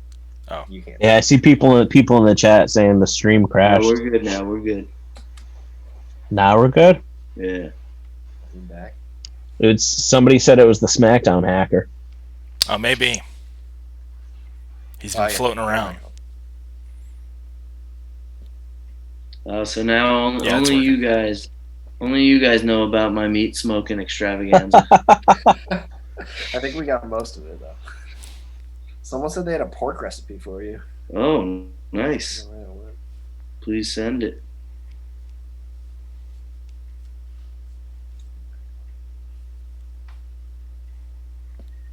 Trying to think if I cooked anything. At one point I was trying to do like a grilled cheese every week just because I was like, oh, I'll put it on social media, keep the truck like top of mind for people. Yeah. I don't know. I don't want to keep teasing people if we're not going to be on the road anytime soon, though. I did make a really good grilled cheese that had turkey, and I didn't have whole tomatoes, so I sliced up cherry tomatoes, and I thought it was going to be a pain in the ass to eat, that it was going to fall apart, but they actually stayed really well. Ooh. And it was a delicious treat. Nice. How about you? What are you cooking, man? Dude, I'm doing a terrible job. learning how to cook. I've just been like microwaving pre-cooked grilled chicken all the time. Gotta be careful. There's a lot of sodium in that. It's true. Take it from me. I learned. A health expert. I did learn how to make this thing. It's called tamagoyaki. It's just like a Japanese omelet. So I'm making that a lot. What is it? Tamagoyaki. It's like a Japanese omelet. You ever get like the eggs that are in like bento boxes? Is this like a crepe kind of thing, or are you talking about like the folded egg? It's kind of like it's like a folded over egg. Like you take like a really thin layer of egg, roll it, and then pour in more egg, and then roll it, and then keep rolling like that. I'm gonna do that. It's good. I've seen those on the internet before. What's the benefit of doing it? Just it changes the texture. Yeah, like it's a lot lighter and fluffier. And then there's like two kinds. You can make it like traditionally you make it sweet, so like you add a little bit of sugar in there, which I really like. But then if you want to add like fillings and stuff, people make it like savory, so you can add whatever you want, cheese, some meat if you want. What do you put it on? Medium low, medium heat, medium low, medium low. Yep, medium low. All right, pretty good. All right, cool. It's a bummer because I the other day I made an omelet and I had the opportunity to try one of the cream cheese omelets that Drew told me about. I put regular cheese in it instead. I forgot. Bum. Yeah. A couple people tell me to cut my hair. Is that Austin Aries in the chat? Where am I gonna get my hair cut right now? I wish I could. Trust me, is beyond my limit.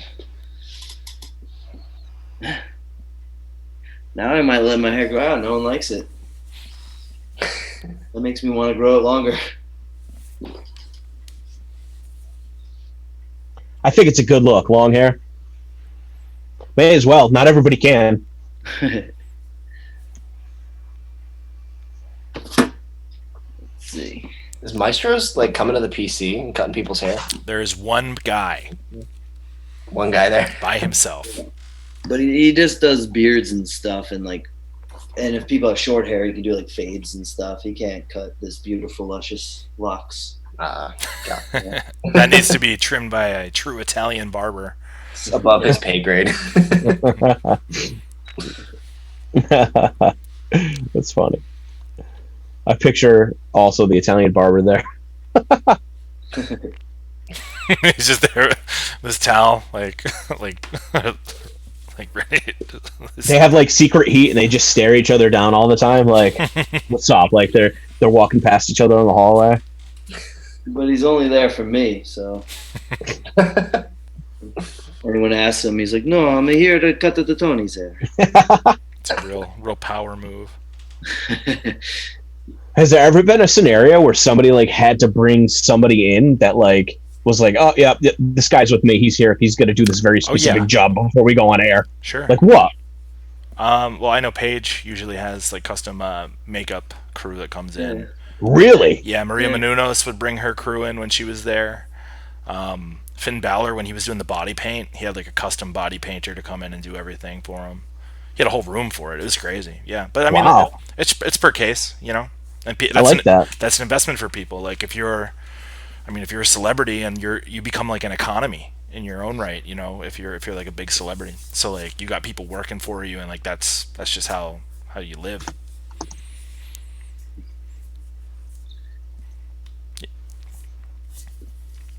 I like that. You should definitely be like, hey, you know, I gotta bring Yuta in. He's gonna help me out. Yeah, carry my bags. Carry your bags, cut your hair. And I got you. Just play steel drum, follow me around. Yeah. So, Finn Balor used to have his when he would do the demon stuff. Right. His body paint artist would show up. Is that what we were talking about? Yep. Okay. Drew, you should set up a poll. I know the people in the chat love the poll. You should set up a poll to see who they think has better abs, Finn Balor or Tony Nese, unless I already missed that. I think if I set a poll up right now, the stream would explode. I think really? What I think what are we having issues with? Explode. I don't know. I think internet connection probably. Just the world is running low. Imagine if we didn't have the internet during all of this. Yeah. It'd be very tough to stay connected. It would be like the bubonic plague. Just riding out the rest of your life in isolation sounds like no fun. But we don't, and we do, so it's good. Cool. And then we have Uncharted. Oh yeah, how's that been going? No, you're Uncharted. Oh, on Wednesdays, swashbuckling on Wednesdays. Yeah. Yeah, That loading screen, there's like the pirate hanging from the cage. I feel like at some point we're gonna get to that. I think we're in that part right now. I think so. Yeah. What are we in? I've been playing Uncharted on the PlayStation. That's been what I've been Alright, streaming on okay, Wednesdays. Uncharted 4. Okay. It's insane. Yeah. Yeah. You had to like drop a corpse the other day. You had to pull out the guy's like knife, and then you started scaling with the knife too. So yeah, I had I forget what the thing's called, a pilot or pivot or something like that. But it's like you jam it into the rocks and you climb. But he was stuck up. That was crazy. I gotta tell you, for an explorer, Nathan Drake, you kill a lot of people. Yeah, he's a raging murderer and an amazing climber. Talk about getting stuff done on no sleep. I mean, that guy got thrown on the shore. He basically went through an entire hidden mountain area. He's probably got really strong fingers. I think about that a lot. Really flexible wrists and strong. Yeah, he can turn his wrist. So you can, in the game, you can like, wow, a treasure map, and you'd see like the treasure map pop up, and then the hand is there, and it go like, okay, flip it, and then his hand would just flip around in the most unnatural way. So you'd be looking at it like this, right? You're looking at the map, and then it'd be like, okay, see the other side, and then the hand would just go, and this thing rotates way too far. I have trouble getting into like all those like long story games because I just get caught up on just either Call of Duty or Fortnite or something. So this, I gotta tell you though, this one starts off. Yeah. You're in a boat, full on Thunder in Paradise mode, in a storm, and like dudes come up on the sides, and you're shooting them and stuff, and like you're ramming them, and like that's how it begins. It begins like that. So after that level, you'd probably tune out. But that one, yeah, I recommend it. It gets 5 stars from me. So the last one that I played, that the whole story and everything, was probably Spider-Man. that's so good. I'm trying to think if any. I know on Switch I play everything, but that's because the Switch I could sit on an airplane and play them. Yeah. I didn't realize that Uncharted 4 was already 5 years old. Is there another one in the works? I don't know. I'm sure there is. I mean, it's such a popular series. How do they even go? I can't even imagine the process of like having to like they'll probably wait for the new one, no? The new PlayStation for a new system, right? Yeah. But like even for a game that's 5 years old, I can't even imagine how much time went into like even modeling all of the different. I mean, it's a fully immersive like world, like the size of I don't know. It blows my mind. I think I haven't played video games like regularly since like college, so like to jump in now and see the developments is crazy. They're massive. I think for Mario Odyssey, it took something like 10 years of them working on it. Yeah, Uncharted, they take a long time between those games usually. Who makes Uncharted? That's a good question. I think Ubisoft. Let me check. So did they do the Prince of Persia games? Naughty Dog. Naughty Dog. Thank you. Yeah, it was Naughty Dog Entertainment. I didn't know that they all did. I don't know any of that stuff. Thank you, guys. I should know that. I always forget. If anyone wonders how well I am at video gaming, I play games all the time. I'm not that great though. I'm passable. Yeah, so Naughty Dog's made games like The Last of Us, which is amazing. That's right. That's right. The sequel's coming out very soon, and they did the Crash Bandicoot games. Obviously, that's pretty funny because you can play as Crash Bandicoot in the game. And then they did the Jak and Daxter games too, which were pretty popular. Somebody wants to know who the quietest cruiserweight is. Quietest. Let's see. I'm pretty quiet at times, but not the quietest. I think everyone has phases. Yeah. I'm pretty quiet. Yeah, How about Metalik? No, he's not quiet. He's not quiet. Man, that guy speaks perfect English and just goes on rants about shows.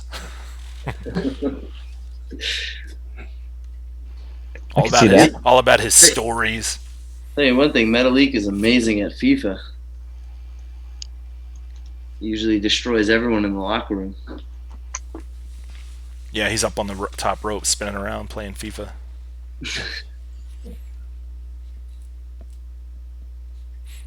Hmm.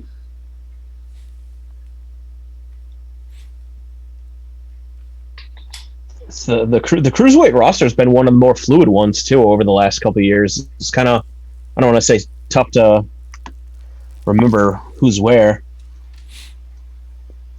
What do you mean? Wait, what? Yeah. Garaz, thank you for the subscription.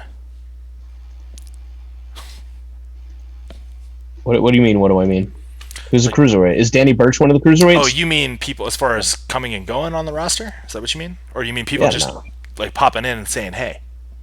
I don't know. It's beyond my realm of comprehension. So for a while, it was its own thing. Like when we started, it was supposed to be separate from everything, not related to anything else in the company, and just kind of be like a bonus show that existed. And then like once I think Austin Aries came over, they started being like, okay, this is the first guy from NXT that we're going to move over to this show. Rich Swann had a couple appearances that kind of made him an official member. Then Neville came over from I think SmackDown or Raw, and that was like a big push for a lot of people. They wanted to see him come there and him too. So it like took some time for that to start up. So once that happened, I think it just started becoming more open to having other members of wrestling. And then when it was basically Raw Light during the Enzo years, we had Goldust, we had Sin Cara before then. So it was like, yeah, it was like whoever wanted to jump in could jump in. Fandango came, and Tyler Breeze for a minute like showed up and put me in jail. Goldust whooped me, you, and Arya's butt, man. In a 3-on-1. He did. He actually, yeah, he kicked our asses. Can we please talk about the jail thing? No. Wait, what It's jail thing? traumatizing. Okay. It's so traumatizing. I don't want to talk about the jail thing. Wait, what are we talking about? When Fandango and Tyler Breeze forced me into bondage and then took me out of the venue. It's about the fashion police. Yeah. That was like one of the best reactions when they came out for 205. Yeah. That was great. It felt so different than everything else on the show too. They were like, man, okay, good. We stayed. We stayed after. I mean, I'm just looking at the Wikipedia page for wrestlers assigned to 205 Live, and it's a pretty thin roster. Daivari, Brian Kendrick, Jack Gallagher, the Singh brothers, and Tony Nese. That's it. It's 5 wrestlers. 6 if you count the Singh wrestlers. Say it again. So you're not counting all the NXT people then who are in. But NXT people are assigned to NXT. The only wrestlers assigned to 205 Live right now, according to Wikipedia, the most source on the planet Earth, is Daivari, Brian Kendrick, Jack Gallagher, the Singh brothers, and Tony Nese. Pure cruiserweight. You also have Oni and Danny. They're NXT. Okay. They're assigned to NXT according to Wikipedia. Yeah, well, they're probably thought of more now as 205, like to even the company. This probably hasn't even been updated because there's other wrestlers that are in the cruiserweight G1 tournament. G1. Jake Atlas, is he in it? He's in the tournament, yes. Yep. Tozawa, who was assigned to Raw, but he's been doing pretty good in the tournament. Yep. Drake Maverick, who got fired and then put in the tournament. It's not funny. Sorry, I don't know what's going on with that. We just won't say anything so that we don't get in trouble. Oh, okay. My bad. Of all the things, I didn't know that was a touchy subject. Yeah. Sorry. Anyway. Anyway, moving on. I'm trying to think. Kushida, yeah, Kushida's a straight up NXT still. Although he's not, but I don't think it's. I mean, 205 is now just considered it's just a NXT show. It's a show brought to you by NXT that just features the cruiserweights of NXT. So gotcha. Bring in anyone. I mean, our champion is Devlin. Was never even on the show, I think, before he stole it. He's a thief. Yeah, he stole it. Now he's like Nathan Drake, except not as cool.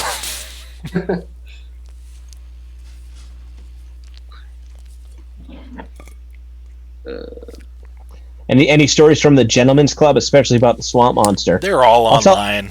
I'm surprised we haven't been banned.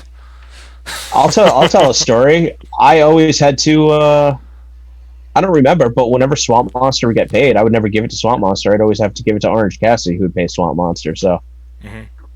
I definitely don't know read that- that question wrong. Oh, for the Gentleman's Club?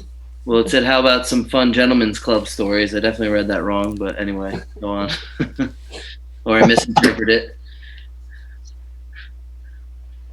I think Viscera had a real famous line that got him kicked out of a club, but probably not worth repeating on Twitch either.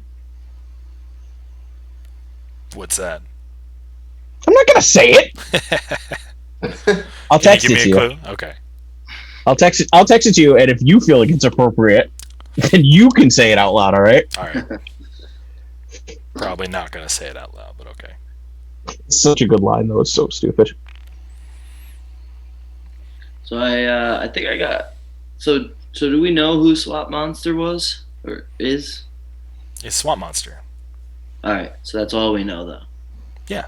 There's a video of where we found him online. I believe it was the 4th episode of the Gentleman's Club.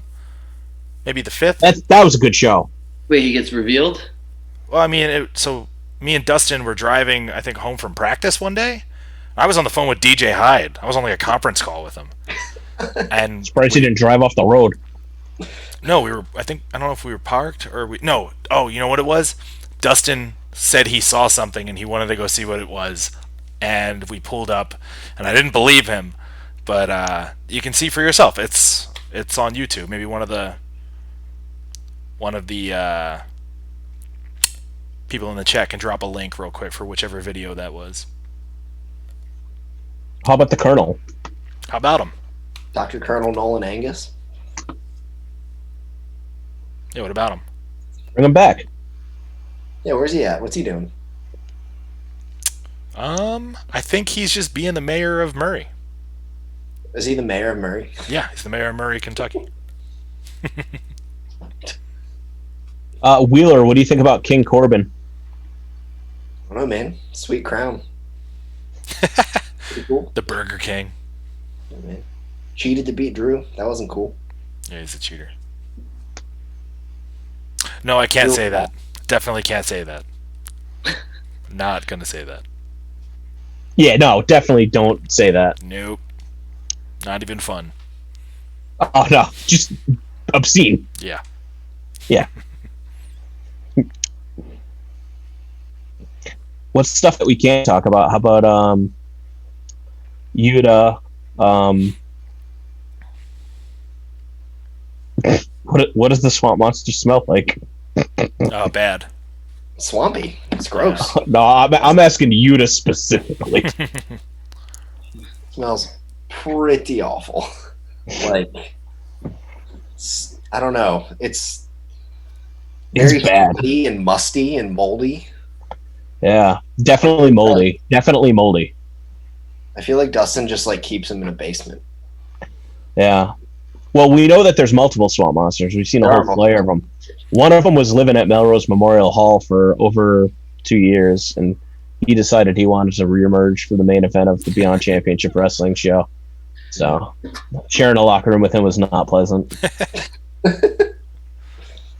Here's a nice question that we can ask everybody. Who is the best smelling cruiserweight?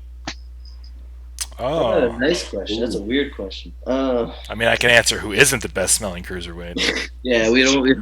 But I'm not going to say names. That rumor. But me and Drew both are thinking the same name. Yes, we are. It's episode 6, by the way, of the Gentleman's Club. If you want to check out the origin story of the Swamp Monster. I think there's a ghost in my house. Yeah. I just saw something go across the room. Ghost of Swamp Monster. I'm not worried about it. Drew, who's the best smelling? Come on. The best smelling? Probably you. Probably me. Yeah. Let's see. For my beard oils. Nah, I don't know. What does that happen here? Like screen. The best smelling wrestler, period, is Danny Moth. No, Norman Smiley. Norman Smiley. I didn't know Norman Smiley smelled good. It smells amazing. Can you describe it? I'm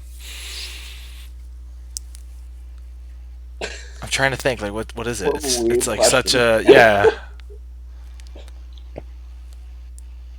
I'm trying to think of like what are shampoos called? Like what scent are in shampoos? Like, is it like a Mountain Rush, or is it like it's like something like that? Mountain Rush. Mountain Rush. It smells like a mountain rush. No, but I don't know. Find a. Hints of oak. Yeah, that's it. He's like tree, like very foresty. Tree. What about Tony's beard balms? Are those scented in a specific fashion? Those are great. Maestros, man, maestros. Yeah, Oh, it's the same person that's cutting the hair. Yeah. yeah. I prefer You the hooked on the spirit. beard balms. I prefer the spirited blend. I'm a what is it called? The crap. What is it called? The Speakeasy. Oh, Speakeasy. Okay, What does it have? Like hints of mahogany? that one has hints of tobacco. Oh, Yeah. I'm a cigar smoker, so really? yeah. I figured there had to be some sort of vice. Oh yeah. Nobody could be that pure. Yeah, that's my vice.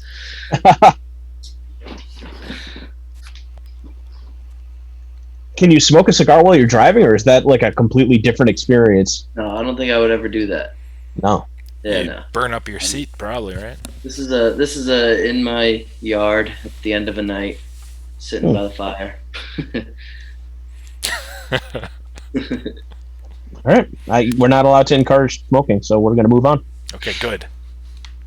Wheeler, why are you wearing the Chikara kanji? Is there any connection to the company, or are you just invoking strength? I'm just strong, man. No, this is one of their shirts. I got it while I was training at the Wrestle Factory. So yeah, this is a Cigar shirt. And then I think they actually gave out this exact shirt, like a bunch of them, over WrestleMania weekend in Florida to try to get a bunch of people wearing these at WrestleMania. Yeah, I remember that shirt. There's like 200 of these and then 200 of this, but in blue. So I have one of each, I think. Cool idea. Good way to get the word out there. Who doesn't want a free shirt? Right? All right. Isn't that what wrestling's about, right? That's the only reason I did indie shows was to collect free shirts from the Free shirts. and the other wrestlers. Who does everybody think is going to win the Money in the Bank matches? Oh, Ooh. we started off the interview with this Yeah, I one. think we did that one. But that's okay. We sorry. can do it again. So I'd say Brian and I Oscar. already forgot who's in it. So Brian and Asuka? Yeah. They should have a match. Yes, they totally should. Oh, absolutely, Do you think Brian would be down? of course. Cool.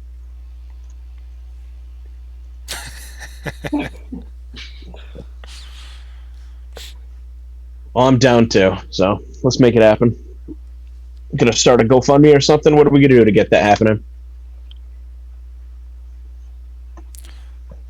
What is the best shirt currently on sale on the WWE shop? Ooh, what is the best shirt? I'd say the Tony Nese shirt, right? Is that on there? No. Yeah. I don't have any shirts on there anymore. You got really jealous for a second, huh? No, I wanted to buy one. I got so excited. Let's see. Is Quackenbush as much of a nice guy as he looks like? Yes. So what did I say? Oh, so if anyone here is a Seinfeld watcher, I'm dating myself maybe, I would say that Quackenbush reminds me a lot like Mr. Peterman, like to the T. Talk exactly the same.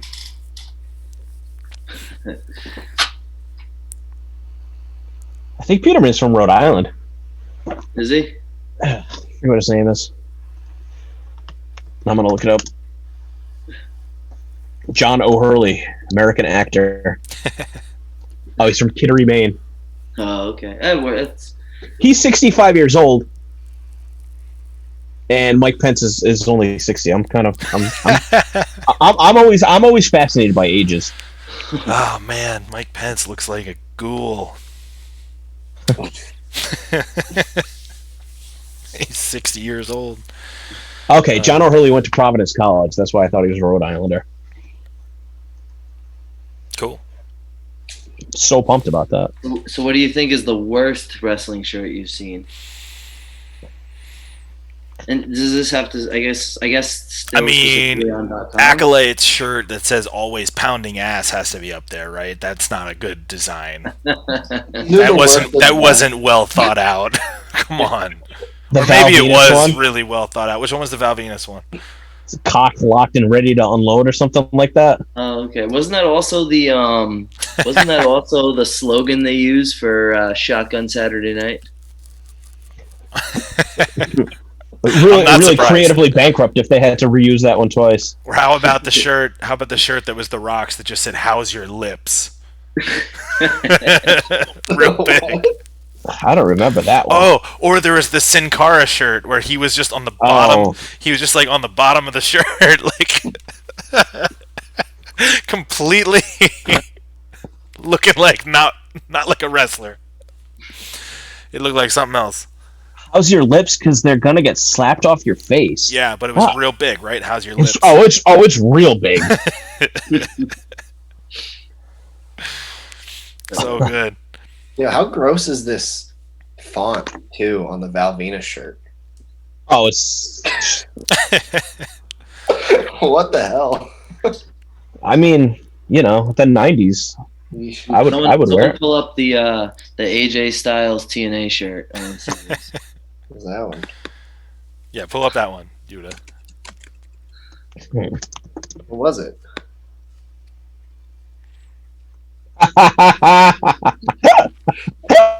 Oh, is it this? Wait, hold on, yeah, share it. Yeah, do that again.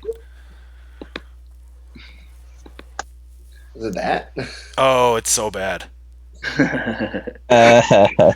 That is not a good design at all. right, Jasperino, we know what it is. What was his tweet? Tweet about it. Tweeted about it. I wish I could tell you this is the worst thing TNA has ever come up with. However, I like that there's clearly another one. Oh God. If you guys wrestled for TNA, what would be your dream scenario? Tony did wrestle for TNA. Dream scenario, though? Tony wrestled for TNA? Barely. I mean, I was employed, or actually, if you can call it that. I had a short stint with them. Join Aces and Eights? No, I've only ever really my only singles matches were against okay. Zima, and then I was in a couple like little scramble matches and stuff for like number one contender stuff. But other than that, I think I did 5 matches in 9 months. Huh. So it was pretty miserable. Remember when they named Jigsaw Rubik's? Rubik's. Yeah. It's Rubik's. They named Well- Sabian was Rashad Evans. Was he? Yeah. I don't remember that at all. Oh, I actually did it. Yeah, I teamed with him Yeah. in like a one night. What was it? The one night stand or whatever? I No, forget not one what night it's stand. called. One night only or something Right. like that. Isn't Rashad Evans the MMA fighter? Or what am I thinking of? Or he was Shad. I Shad. think- Yeah, Evans it's is probably in not the Rashad UFC. Evans. He was something It was, like that. something. Who's the guy that fought Batista in his Oh. MMA fight? Rashad Cameron? Someone said. I That's think. it. Cameron. Thank you. Oh. Rashad Cameron. Obviously not Rashad Evans. That's a completely different person. Big cat dropping the knowledge. Yeah. He's Because good for that. Batista, I think when Batista fought, he was supposed to fight Rashad Evans, but they made it seem like that. But he actually fought a guy named Rashid Evans. No, that can't be right. I think I had one too many PBRs getting all funguliated on the chat. Funguliated. Humiliated. Throwing some Italian sort of words at us here. Yeah.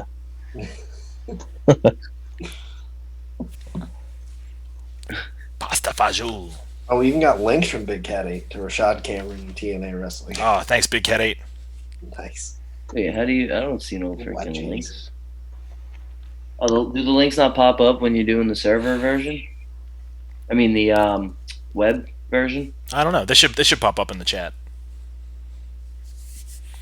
What's everyone's drink of choice?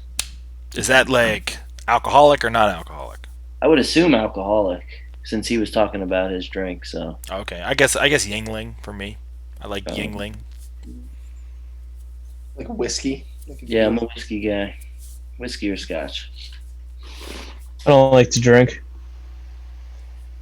Sure, you drink on all of these. Yeah, I said, weren't you just drinking? Every one of these, you're drunk. Well, that doesn't mean I like it.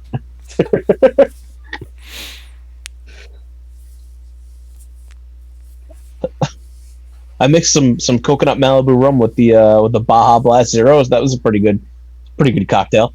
How was that Baja Blast Zero? It's all right. It's honestly it's not as good as just the regular Mountain Dew Zero, but the best drink I think I ever had was when we used to do the shows at Aurora in Providence, and they would have the 3 frozen drink machines. I don't even know if you were old enough, Yuda, when we were doing shows there to drink, but man, they had this one called the Painkiller. I have no idea what was in it. They just fill up a nice big glass at the end of the night, give them the pay for the venue, take a couple sips, get on your merry way. Those are the good old days.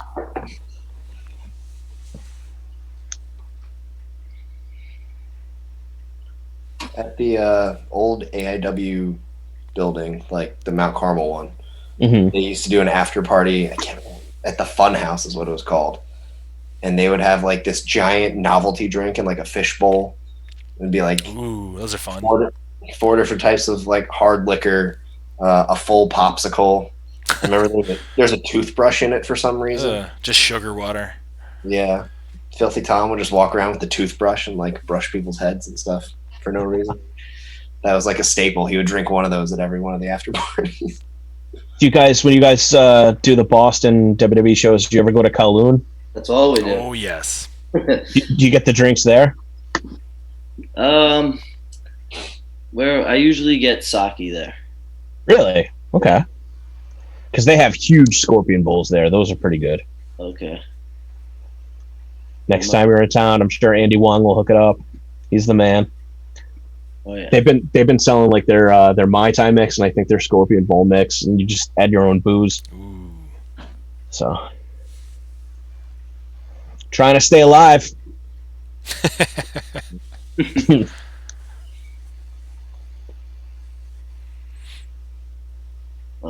Let's see. Denver, Colorado. Yeah. Just in time for the stream to kick out. Lag is good on my Broken beyond if you had the chance. It's a Nitro. Is it us or is it? I don't know who it is. Twitch or My internet connection's fine.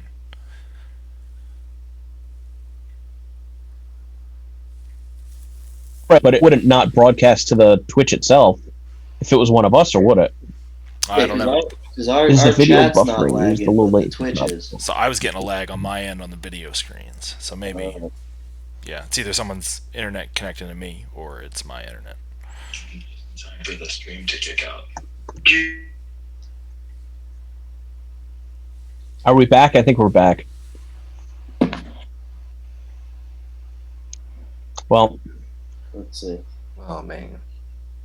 somebody said the whole S was effed.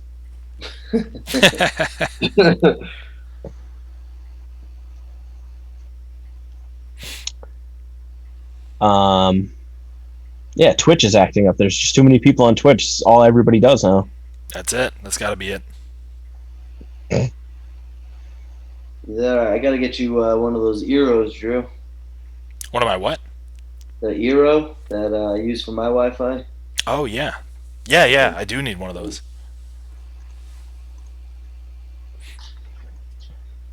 Yuda, you were asking who would I book? Somebody else asked earlier. What's the white whale? I even Tony Nese was white whale for a while because Tony Nese only did one Beyond Really? match.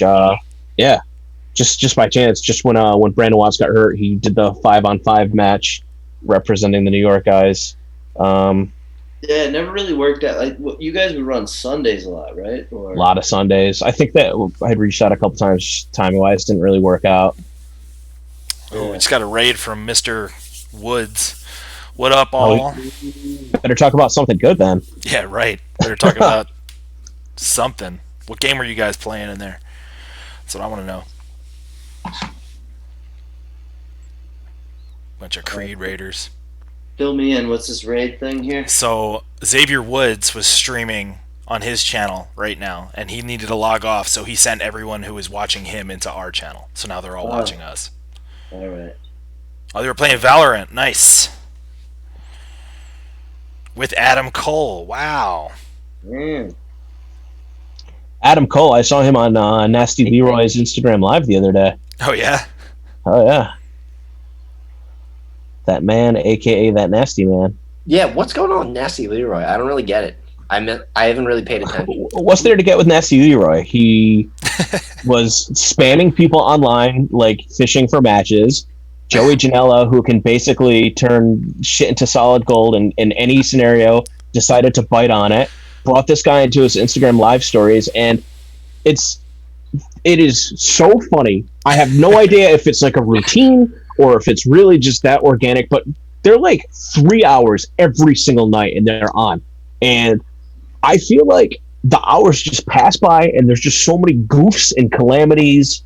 And like, what ended up happening is one of the chats, Janela invited in Jungle Boy, and by virtue of Jungle Boy being live on Instagram, like Patricia Arquette got a notification.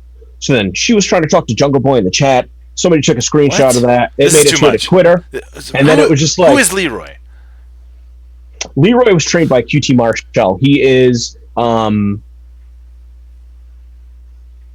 a strange individual. I don't know. I don't want to say that he's strange. I don't know that he even actively wrestles that much. Okay. But he's somebody within the wrestling community. He reminds me of Steve Weiner, if that gives any sort of indication. Oh, gotcha. But he's a trained professional wrestler. And Dynamite this week. he got to be sitting front row. Dynamite, supporting Joey. I don't know if he was. They kind of made it seem like he was brought in as like a rib, and they weren't going to tell Joey that he was going to be sitting front row for his match. But then Joey ended up discovering he was there. All very kind of strange stuff, but they're killing your numbers right now. I got to be honest with you. Joey and Leroy, they're doing like at least 400 people, and then they get Leo Rush in there. I know you don't like Leo Rush. Yeah, an embarrassment to the community. Yeah. So.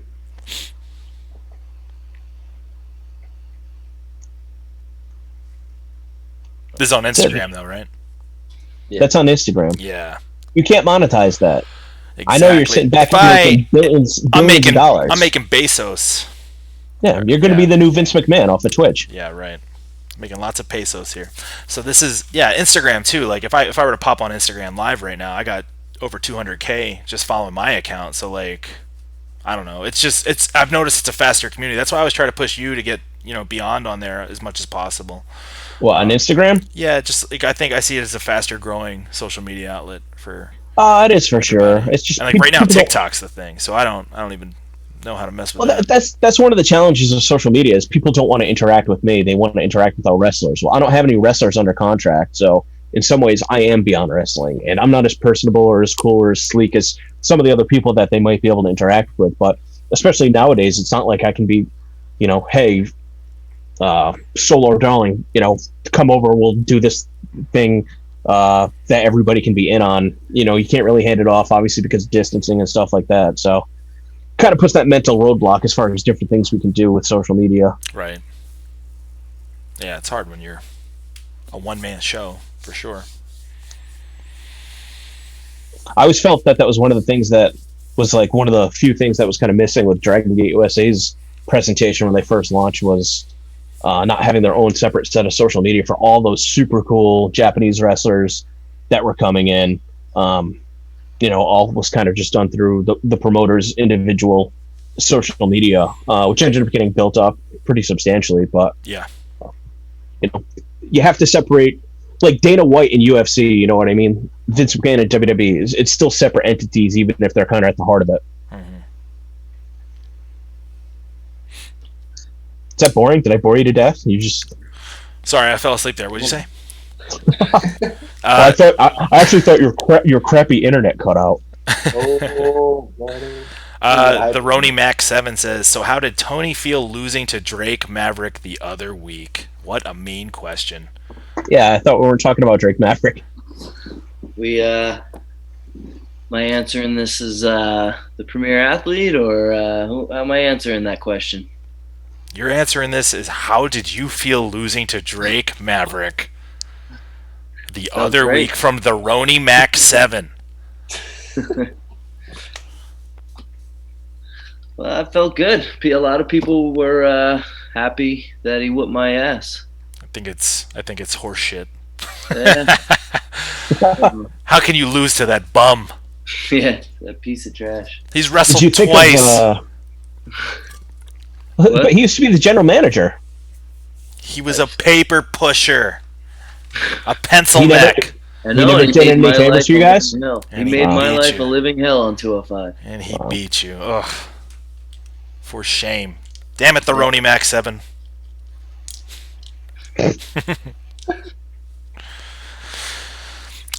If you can remember, what was each of your guys' favorite band/musician? That's a general question. I'll just go with Muse. I like Muse. I'll rapid fire that one. See, what did you say? What was yours? Favorite band musician? I go with Muse. Okay. That's hard for me to pick. Because I'm always like super really into different things at different times. Yeah. Yeah, but like same. So I can't sit there, but there's not one where I'd sit there and be like, I don't know, it's weird. Let's see. So and I always end up like I'll get like super into a band, and then I'll always like towards their last few albums you start to kind of fall off, and you don't care for the. So I like certain bands that I like their their old stuff, their original stuff that got me to like them in the first place. Mm-hmm. So I'd say something like Atreyu was probably one of my top ones. There you go. Yeah, their first like 3 albums to me are amazing. So Atreyu, nice. Lip Gloss and Black. Yeah. Yep. Suicide Notes and Butterfly Kisses. Oh, real hardcore stuff. Really summed up like the times in school. Yoda, what do you listen to?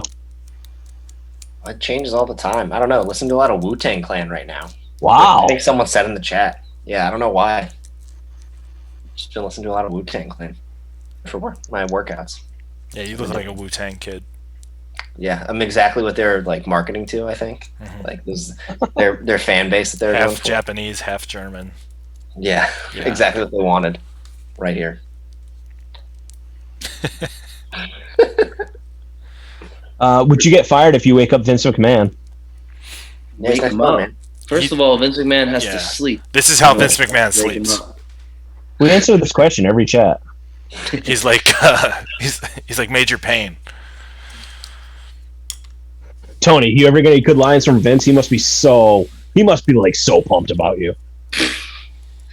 Wait, was that a question from you or from someone? No, that was a question from me. Like Vince must be pulling you because, dude, at some point you got the entrance where you got your whole jacket specifically cut out for the abs. Then you're getting like your little promo during the entrance where you're talking to only John Cena talks to the camera during the entrance, and so now you have John Cena and Tony Nese, a league of their own, talking to your abs, pointing at them. Vince is. I'm sorry, Vince is going to be pumped up like. Please go into explicit detail about that. Well, let's see. So the entrance, the idea of the entrance did come from Vince McMahon. He wanted me to come out, and he wanted me to just start showing off my muscles and just talking about how great they are and better than everyone else. The jacket was my idea. Okay. And I wouldn't claim it as an original idea. Obviously, there are other guys who have jackets before me that have had cuts like that, but I just wanted mine to look as obnoxious as I possibly could, and to like blatantly look like what I'm trying to do is just show off my abs. And but yeah, and then I just kind of I mess. The funny thing is, I literally every time I walk out there, I completely forget to think of what I'm gonna say. That's not no. I always walk out and I always go like, "Oh shit, I'm supposed to say something. I don't know what the fuck am I gonna say." Yeah, who chugs? They're raiding. Oh, that's Adam Cole. Oh, nice. Adam Cole, baby. There's so many babies going on. Yeah. Have you ever suffered an abdominal injury? Oh, it's got to be hard to hurt those abs. It's got to be hard. Actually, yes. I got a good one. So, do you know the ECW titles? How they look like they're like the saw blades. Yeah. So I thought a good idea was to do. Do you remember the Rockers versus? Oh, man, what was it? It was Royal Rumble, I believe. What was the team? Was it the Orient Express? I think. Okay. And they did a spot where they went to clothesline them with their with like one of their karate like sashes or whatever. I'm gonna offend anyone who does karate here. We're done. All the black belts are logging off. My karate sash. That's like when people say, like, "Oh, did you put on your wrestling uniform?" Oh yeah. Anyway, so when they go to take him out with it, and instead he ducks, and then he jumps on it, and then pulls them together to. Oh yeah. So I thought that would be a good idea to do it with the title, and the company I was doing it for used the ECW title as theirs.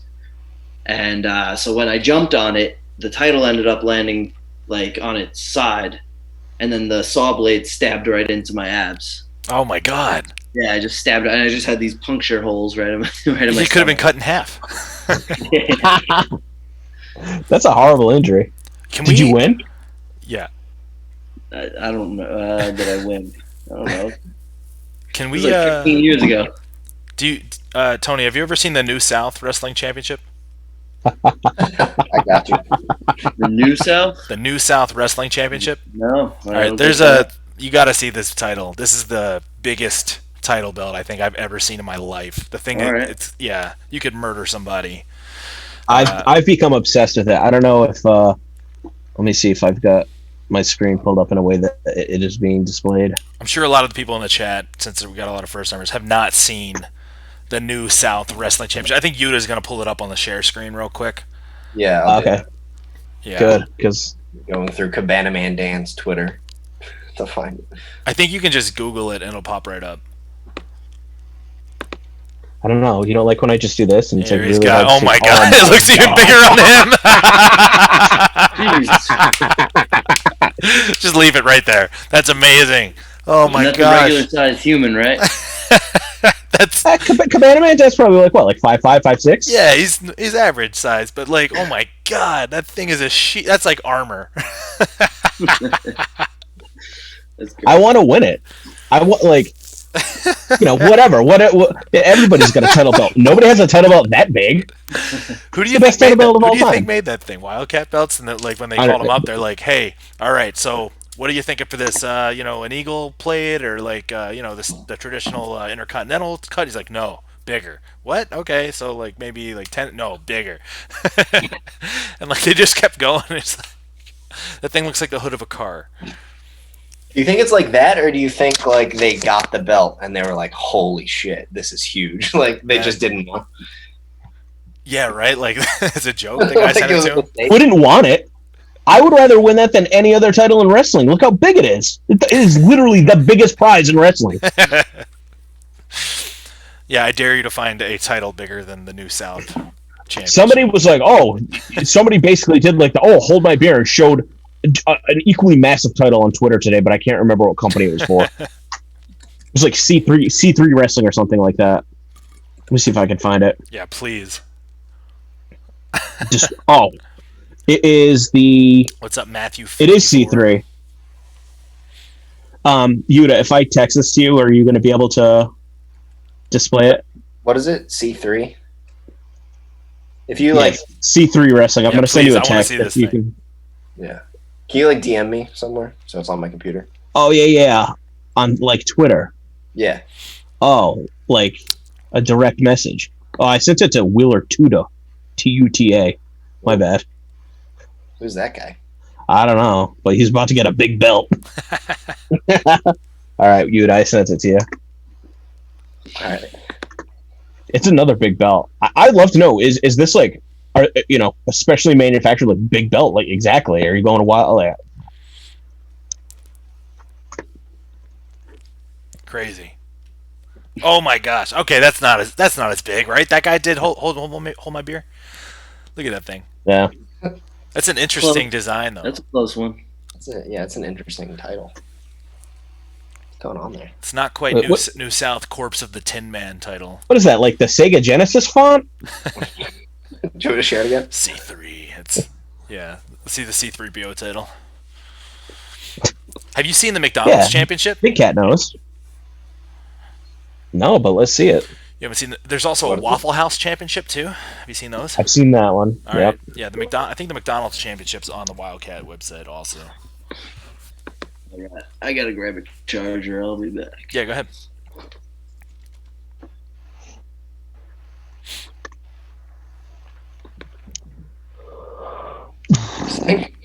Done. What is this? Is that the McDonald's What bill? did you look it up? Did you find it? I think I found it. It's pretty cool, right? Thing's amazing. United States. Just leave it. That's...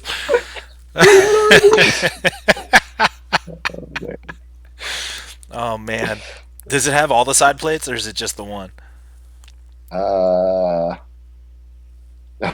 Yeah, here's the side plates on All right, it. leave it up there for a little bit, please. Oh my So gosh. we got Whoa, is that a chicken we got McNugget here? on the side? We got a Big Mac combo. I can't tell what this is. I think that's the chicken Coast nuggets, to dude. coast. Is that what it is? Why does it say coast to coast? This is a better shot. It's the same plates on each side. Oh my god. Man, I really want a Taco Bell championship with like Mexican. There we go, coast to coast. Oh, that's way better. So, dude, look at All right, the so- McDonald's championship belt. Yeah, show Tony the main plate. There it is. Whoa. Does that mascot have a name? I thought he's the chicken nuggets dude.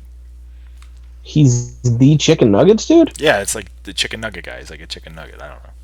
I don't know. I don't know. I don't think so. Wait, who's the chicken nugget dude? On the side plates. I don't know. He's just like this little chicken nugget shaped dude with eyes and a. Wait, It's let me see him. this guy. Oh, that's the original. Like, Oh, that's like Mr. McDonald or something, right? yeah. Speedy. Speedy. Yeah. It's Speedy. Okay. Yeah, of course. Oh, yeah, so just It says course. his name right on it. 15 cents, guys. What kind of Americans are we? Didn't know that. Yeah, that should be on the. That should be in every social studies class in elementary school. We're just all gonna come at some point. At some point, our country is just going to be reduced to fast food anyway.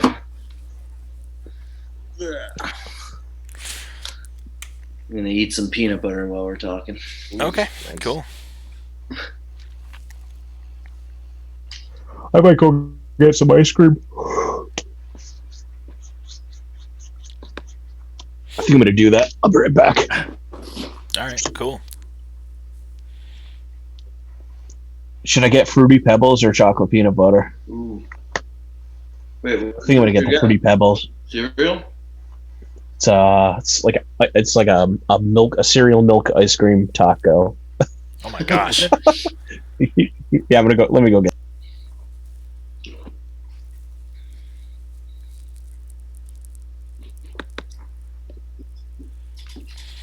Big Cat 8 says, in a lot of ways, our country currently is reduced to fast food and carry out. Yeah, that's true. I mean, Yeah. have you been doing Uber Eats a lot lately?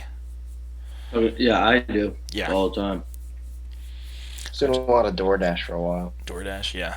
I've just been cooking at home. Like I want Taco Bell like every night after these chats because we always wind up talking about them, and then I get super hungry. That's I I had swear Taco everybody in the chat Bell. always talks about it. What'd you have? What was your order? Tell me about it.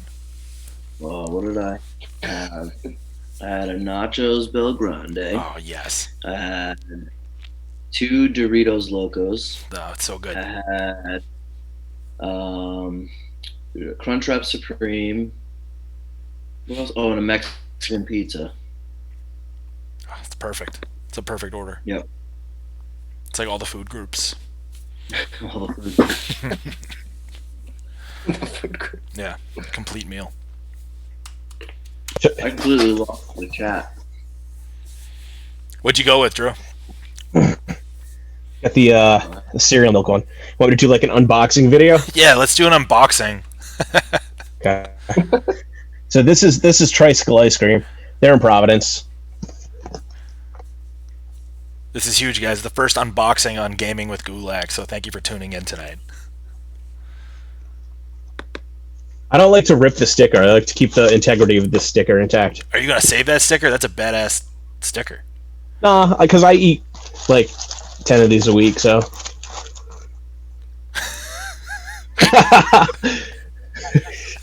Hey man, I started walking during the quarantine. I started eating a lot more ice cream during the quarantine. So this thing is sick. This thing it's nuts. I like the Choco Taco. So it's like a homemade version, massive compared to it though. Here we go. Oh my Look at the size of gosh! this. Holy crap! That's awesome. What's the shell? Is that white chocolate? No, It's dipped in white chocolate, and it's like a waffle cone homemade taco shell. God, that's probably so sweet. Let's find out. And it's with cereal milk. This is venturing into ASMR territory here. I wonder what my macros Perfect. Perfect. Thanks for keeping that.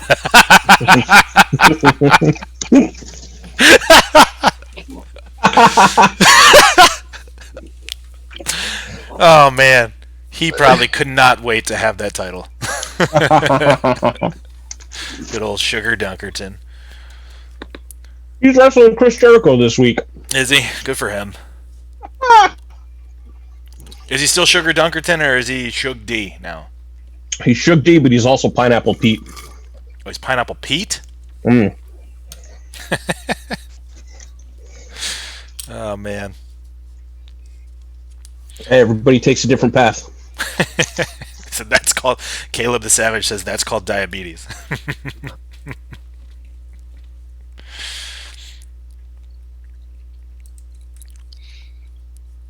Oh wait, someone dropped a link for it too. Armand is amazing. Yeah, Armand, my boy. TricycleIceCream.com. Sweet.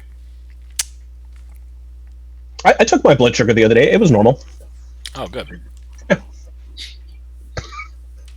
just wanted to have my finger pricked. I was looking for an excuse.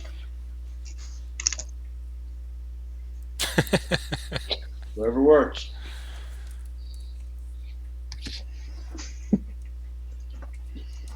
I'm all limited on space here now. Yuta, what are you eating? You eating anything good? Not right now. I was thinking about getting peanut butter too, because I have some, but I don't have anything to eat it with. I don't feel like going to get a spoon. Use your finger. Yeah, use your finger like a real man. Come on. Contaminate the jar. What do you mean you don't have a spoon? Like it's in the other room. Use your steel drumstick. Oh, it's so gross, man. Why is it gross? Is that the fit butter? You eating the fit butter? It's got like rubber on it and stuff. Yeah, what's Tony getting in? Fit butters. That's not just regular. That's not regular peanut butter. It's fit butters. This one's got butterscotch and toffee. All right, I'll be right back. I got to get my fit butter too. All right. Do you eat how much? Do you eat a whole jar at a time? I might tonight, but not normally. What do you normally eat at a time? Of the peanut butter? Yeah. Till I'm full. Oh. I don't know. So what's the difference in fit butter? Well, this one's got they added MCT oil and extra protein to it and everything. Okay. So it's all homemade, so Oh, nice. fresh peanuts and everything. Okay. All right, I'm cracking this open. First time unboxing, actually. You never had it before? This is the Fit Butters unboxing. I got the dark Dutch chocolate. I have not had this flavor yet, so we're gonna pop that open and then let's take a look. Oh, that's just runny. Can't really. That just looks like not. Sip it. Sip all the fat that's separated. It's the best part. Oh man, I gotta mix it up now that you said that. Thank you. This is pretty viscous. I'm just saying. Is it like Viscera? Is it like the line that Viscera said at the Gentleman's Club? It's like Gangrel's viscous fluid. I'm gonna do the Gangrel entrance with my fit butter.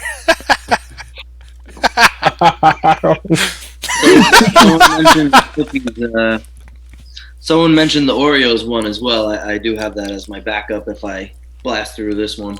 Oh, this is delicious. So yeah, check it out. Fit Butters, dark Dutch chocolate. Someone drop a link on there for us. How much money does Fit Butters owe us now? Oh, I don't know. It depends on how many people actually get this delicious peanut butter spread. Oh my god, it's so good.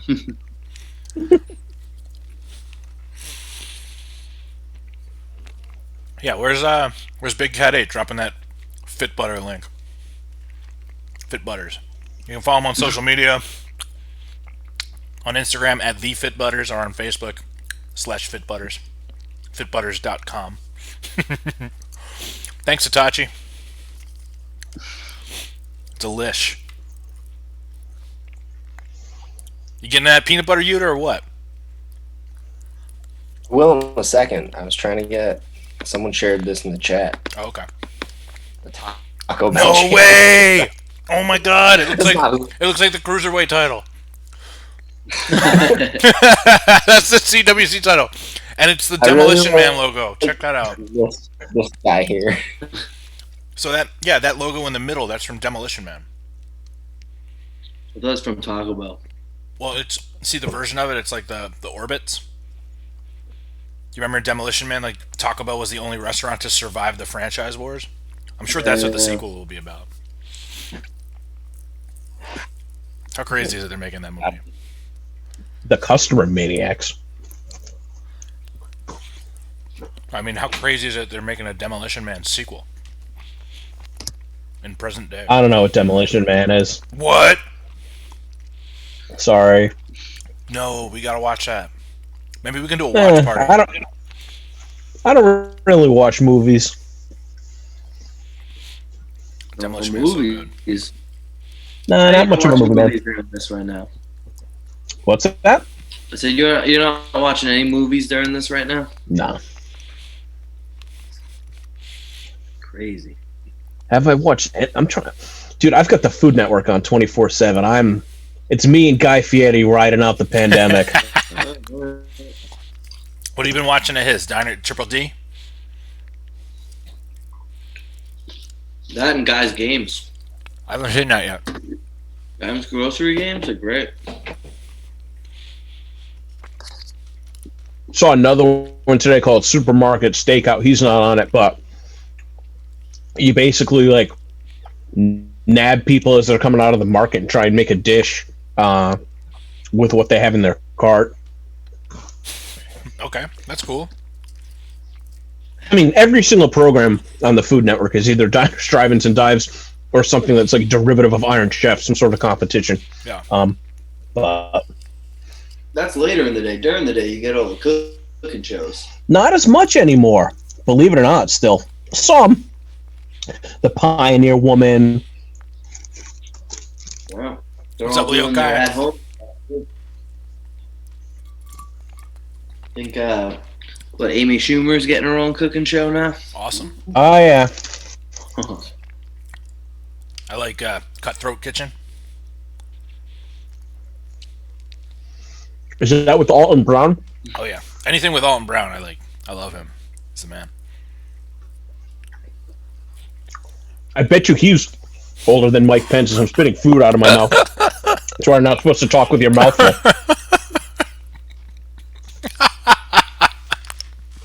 That looks so good. Hopefully the frame skipped, or maybe we no, maybe not. I thought maybe we dropped out there. Oh well. We can't all be nasty Leroy level savvy on live internet.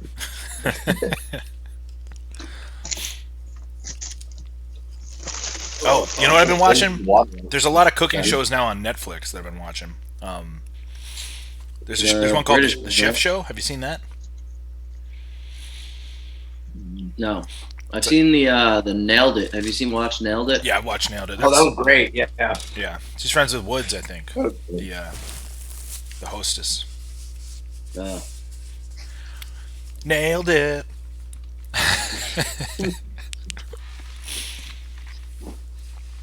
You ever watch the Great British Baking Show on there? yeah. It's a good one. Or how about Ugly Delicious? Have you seen that one? No. What's that about? I've heard of it though. It's David Chang's show, where he kind of looks at how culture mixes He kinda cooking like- styles. Didn't he kind of like take, like he kind of like took over for like what Anthony Bourdain was doing, right? It's very similar to that, yeah. Yeah.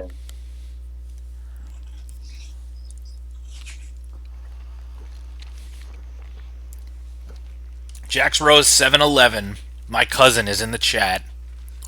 He is 11 years old, and it is way past his bedtime. That's the cousin I met, Yeah, right? yeah, you met him. Dude, there's no bedtime anymore. How do I gift him a subscription? I'm gonna mod him. Hey Jackson, you want to be a mod? I know you're 11, but do you want to be a mod? Jackson, you got this, man. It's a weekend, so he can stay up. He says, I guess so. Okay, cool, you're gonna be a mod. That means you can, like, ban people, I think. Yeah. Anytime anybody brings up Enzo, ban them. No, don't tell him that. He'll do it. You're mean, the one making him a mod. He's a mod now. He can do it. A mod Rashad over here. All right. That's a good name. That's a good name, and so is Casey Kasem. That's another good name. Ahmad Rashad Cameron. All circles back. The cat ain't hopping off. Wow. Thank you for serving us, Big Cat 8. You guys better watch out. Jackson just messaged a skull. There we go. He's gonna police the chat now. That's right. He's 13 years old for Twitch, for the sake of Twitch. Well, he is 13. It's his bar mitzvah this year. Do you remember when he was in that promo with me and you made him do like 10 takes? That's right. He did great. Yeah. Same line. Oh, yeah, he crushed it. Yeah, for a 13-year-old, he did really well. Yeah.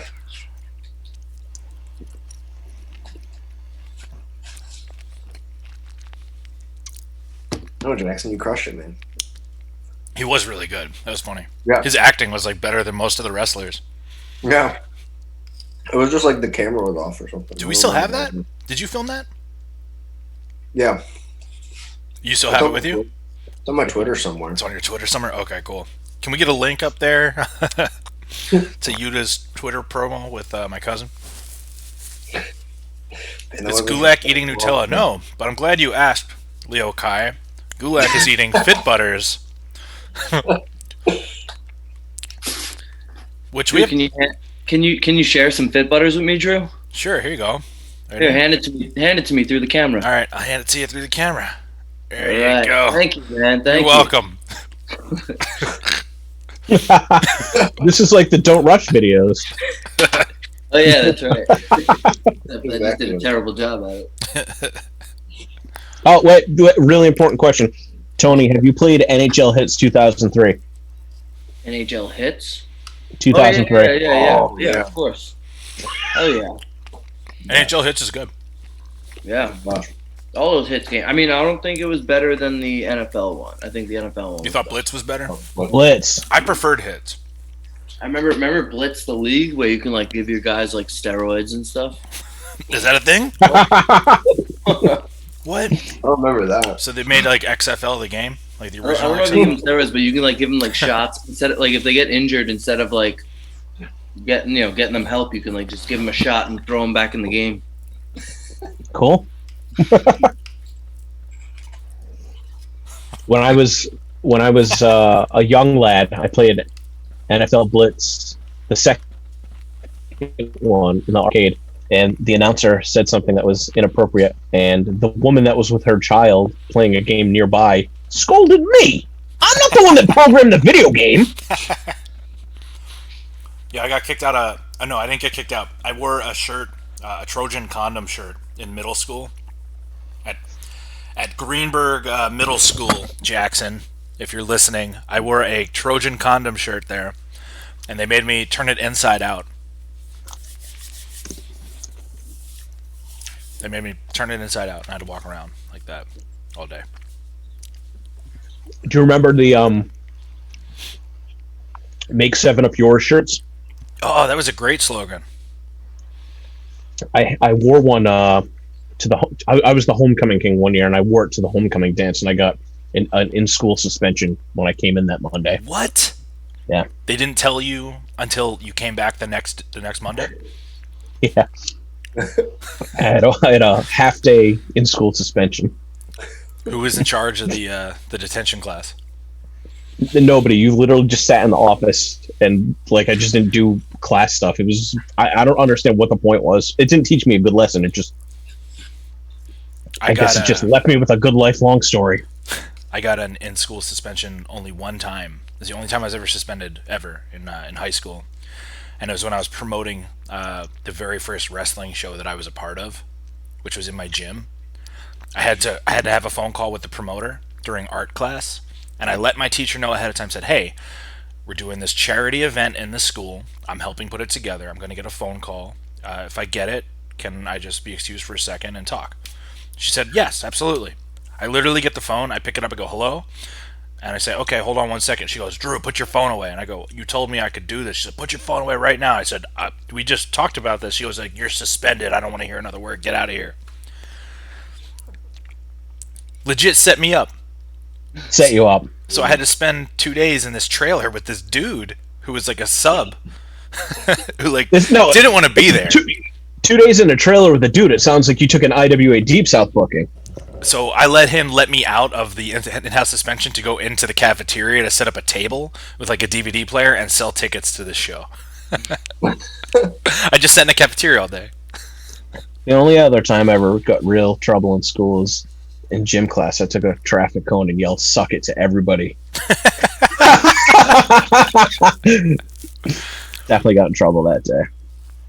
My only two like lunch detentions that I got were one for wearing a Hardy Boys necklace. What? Because it had like a pointy thing on it, and they confiscated it because they said it could be used as a weapon. And then the other time was wearing a DX shirt that said "suck it" on it. So "suck it" is not school friendly. No, those are the only two times I ever got in trouble. Oh my gosh. Triple H probably has heard every single story from every single wrestler for the past 25 years talking about how they got in trouble for saying "suck it" in some way, shape, or form.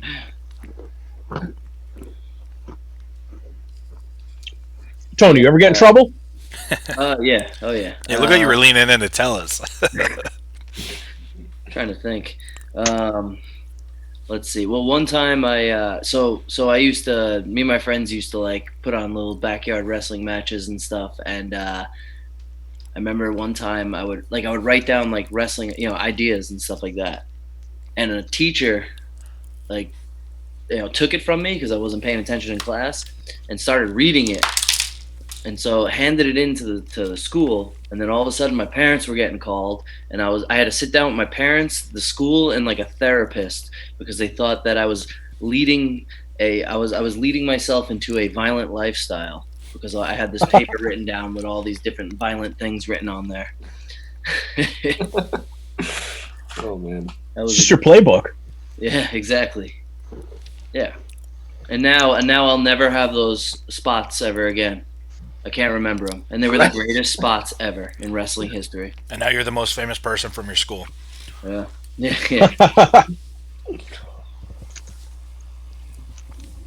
Remember, in like before 2001, like people would always be like, "I'm gonna kill you." Like people don't say that anymore. No. No. Do they always say it like that too? Oh yeah, like kids would always be like, "What are you doing, you stupid idiot? I'm gonna kill you." It used to be like the threat all the time. You could not say that anymore. So What? I'm not wrong. no, it's People used to say that all the all time. the time. Oh yeah. I'm glad they don't.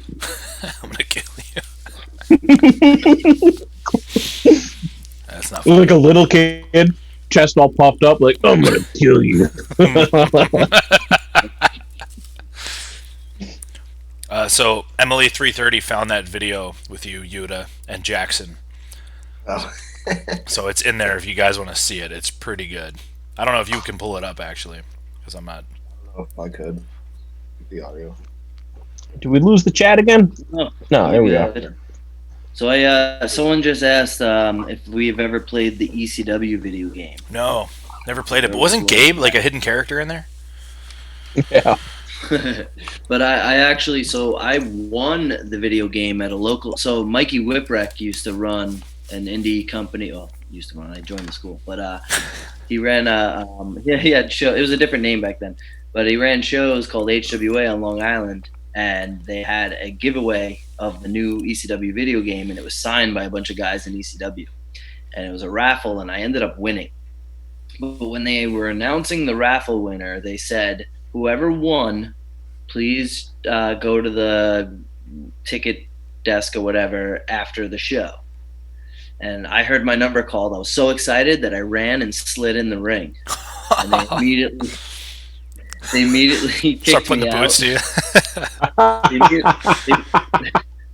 They kicked me out of the ring, and the entire crowd just started chanting "asshole." So I was already a fan favorite by then. I think that's how I caught the bug and wanted to become a wrestler. That's all it took was, oh man, they'll chant asshole at me like that? Yeah, I can get 300 people to chant asshole at me. Imagine what I can do in a larger scale.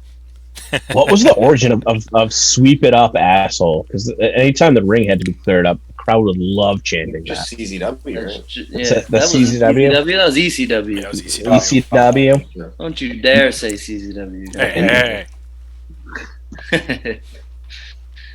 The ghost of White Beater is going to come and haunt your Intercontinental title. What does that even mean? He knows what it means. Huh. I moved on to the peanut butter. Take my water ice. You ate all your peanut butter? No, I ate a bunch of water ice. What's water ice? Italian ice. Oh! You call it That's like a water Jersey thing. You know, a snowball? Yeah. That's like a Jersey thing, calling it a water ice. That's not a No, Jersey water ice is thing. Philly. Jersey's full of Italians. Huh? That's not a Jersey thing. Calling it a water ice? That's a weird Utah thing. That's all. No, it's So Philly. it's like a Southern Jersey Philly thing. Really? You Philadelphia. guys call it water It's ice? Philadelphia. Yeah, water ice. I'm disgusted. That's all. Instead of calling it an Italian ice, you call it a water ice. Yep, water ice. I Actually, if don't you want to be know authentic, That does not. I don't know why. That does not sound delicious at all. it's Water ice. refreshing. It's Yeah, it doesn't Doesn't even explain say what it is. at all. It sounds like just a ice water ice, all right? Yeah, that's what I've been doing.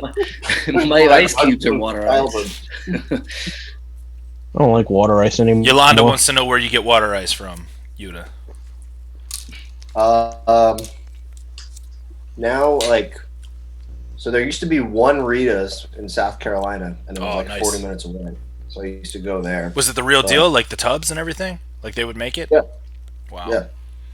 It was a straight up Rita's. But also, even though like in Philly it all says water ice, there it says Italian ice. Yeah. Outside of Philly, they say Italian ice on their thing. What do they call it when they layer the water ice in the custard? Gelato. That's its own thing too, right? Gelati. Yeah. That's not what gelato or Gelati. gelati is, though. Thank you. Gelati with an I. You guys Bunch are of hurting my feelings right now. yeah. Sounds like there's a bunch of stew nods in Philadelphia coming up What with is a some gelati then? What is it? No, fugazi. gelato is like a really nice. It's not ice cream. It's like, how would you describe it? It's more blended. It's got a different. It's got a different type. It's got a different. So good. Instead of cream, I think it uses milk with a different fat percentage, so it Right. creates something similar to ice cream with a different texture. Yeah, it's a completely different base. Hey, Drew, Yo, Yeah. Which do one? you miss the Independence? do I miss the Independence? I miss certain things about the Yeah. Independence, but I'm like very happy Oh, with absolutely. WWE. You know, Yeah. like WWE's a new challenge for me. So like I'm loving that.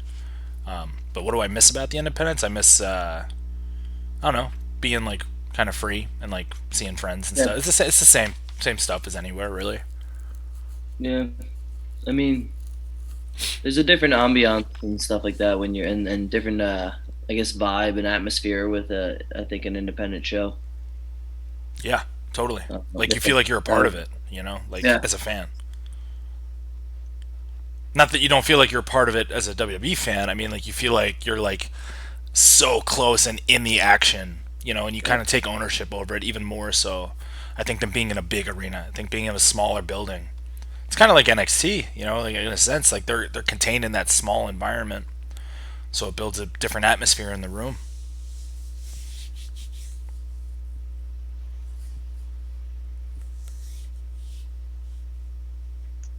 hmm.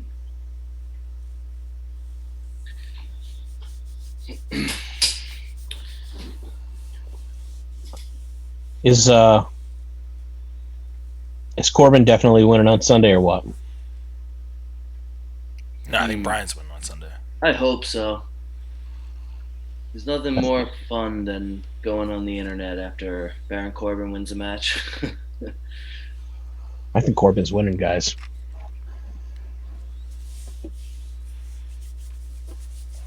Drew, what was it like teaming with Otis? Oh, he's great. Yeah, super fun. You'd have been proud. Why would I have been proud? It's your boy. Yeah, I watched. Yeah, you like Otis. I watched and I like looked away for like 1 second, and then there were ladders in the ring, and I didn't know what I missed. Everybody fought each other. So we fought to The match got back, thrown out? And no. Match ended, and then we brawled to the back. Who won? I did a really sick dive. Baron Corbin won. So we did. On you?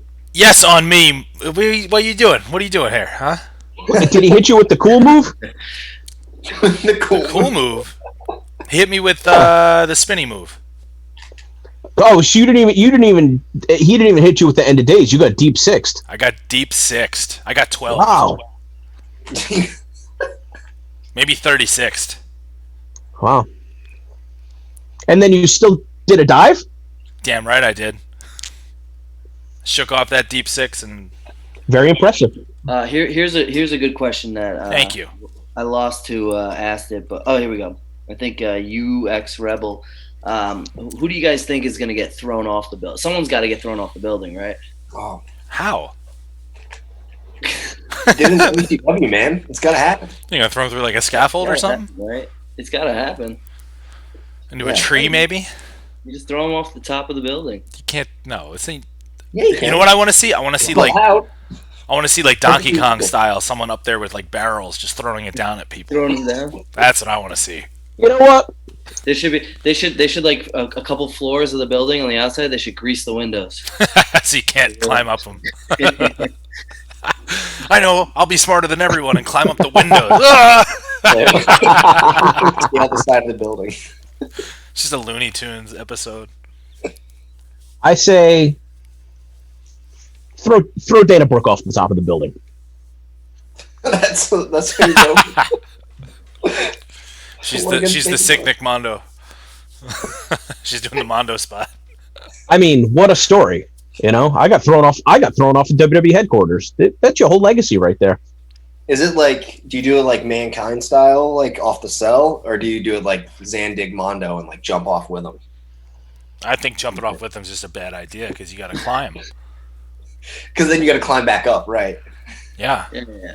They could just go to the ring and pin, but no, you got to climb back up. Yeah. You gotta What climb. about getting back dropped off? Like you go over the top rope in the Royal Rumble, except you get back dropped off the building. How many rotations do you think they do? Did you ever see when Scotty Vortex did a 450 onto me off of the balcony at CZW? It sounds familiar, but I can't picture it. This I just remember his. You know when you do a 450, you're like tucked, right? You ever seen that? You know, like the guys are. Oh, Tucked. yeah, I know. I do 450s all the time. His Me body, and Tony Nese. his body was straight. So picture this flying at you with like a mop hanging off the side here, and it's just rotating like this off a balcony. There was no tuck; it was just flinging straight at you. That's what I saw. I was down at the bottom. I saw this. This is a human. I saw fucking flying at you. Boom. Yeah, right off the balcony. Scotty Vortex. That's the Naptown Dragons versus Team Andrew. You can look that up on IWTV.live or independentwrestling.tv. Team Andrew was the best name. Yeah, you can thank Derek Sabato for that one. Oh, really? Yep. How about Nick Papa Giorgio? Did he take his name from the Of course. from the Vacation movie? Yeah. That's not his real name. You're saying there's no chance that there's two people in the world that have that name? It's not his name. I was curious, but you didn't need to be incredulous when I asked. His name is Nick Tygielski. I'm glad to know that. And he was my boss at GNC. Ah. Tajilski. Yep. That's a cool name. Yeah, that's what I told him too. Papagiccio. Have any stories about John Barber sleeping at the ECW arena? I mean, that's a thing. Well, so Barber is more infamous for like there was a while where he was, I guess, really broke or something. He would just eat. He would live on like potato chips and ice cream.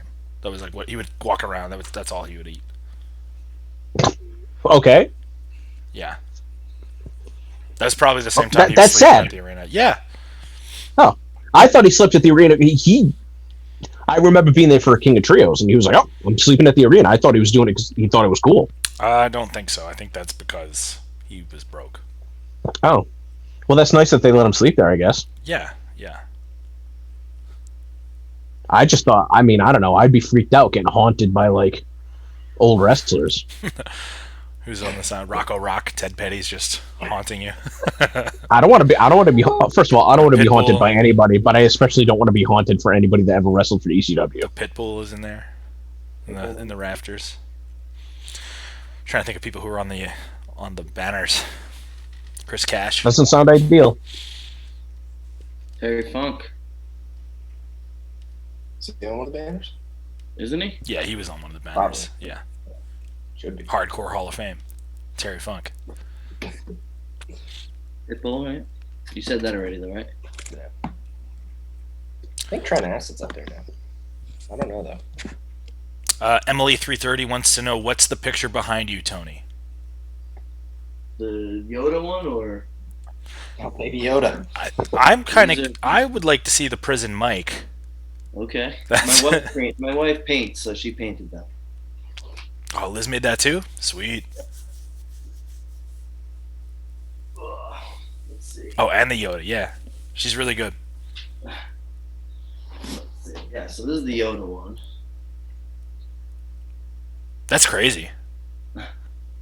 And then she did the. Oh wait, is there something behind here? What's this one? Oh yeah, that's and then this is yeah, or everyone's calling it what, quarantine. Gruel. So good. My room looks more and more empty. Yeah. Still working on it. New game room. Got to get more stuff. Heck yeah.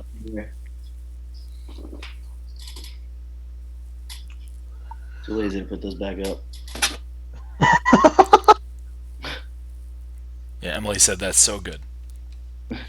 Michael Nese Scott is what CE Charisma says.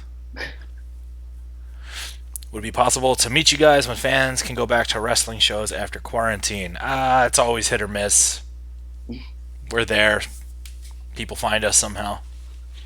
Yeah, if you can find us, you can meet us. Yeah, Drew, why did you hit Tozawa in the throat with a no chance sign? Oh, because he chanced. Because his chanting was annoying. Yeah. I don't know. Jose says, how much for her to draw me one for, I guess, a picture. I don't know. Is she still doing commissions? She might. You can hit her up on Instagram. I believe it's Liz_Nese or something like that. Something like that. You could probably find it on my Instagram. And you just send her a DM. Ask her for it.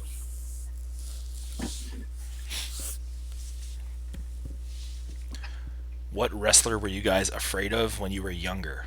Oh, I think I was afraid of The Undertaker for a little bit. Oh, Definitely. I was Papa Shango, man. Oh, you didn't like Papa Shango? Terrified of Papa Shango. See, I liked Papa Shango. I was scared of The Undertaker. Really? Yeah. How do you separate the two? What do you mean? Papa Shango? I don't know. Well, I mean, The Undertaker used to put people into body bags.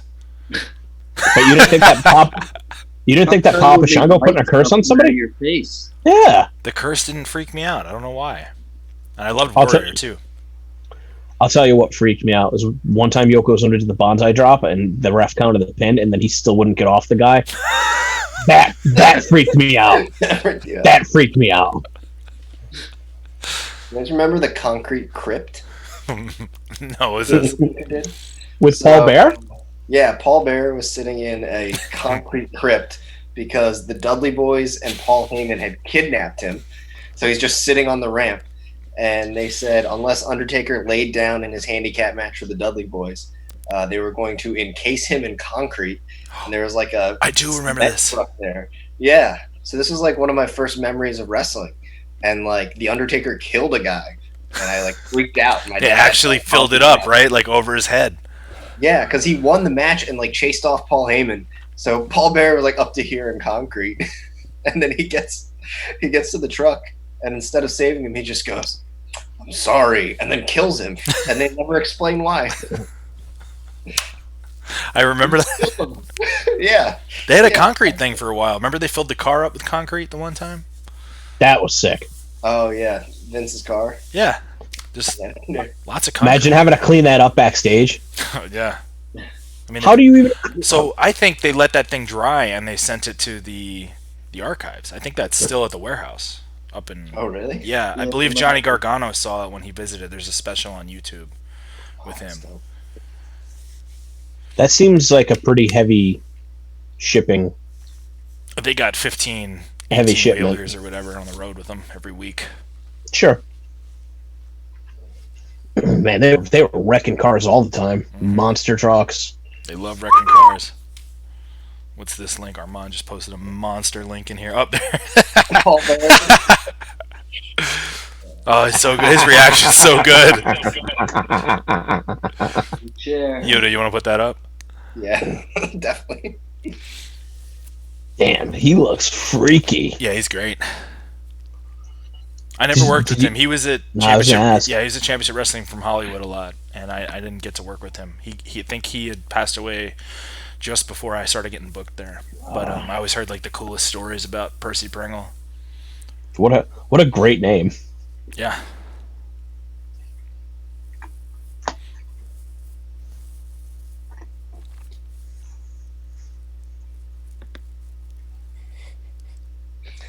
Oh man. Can't wait.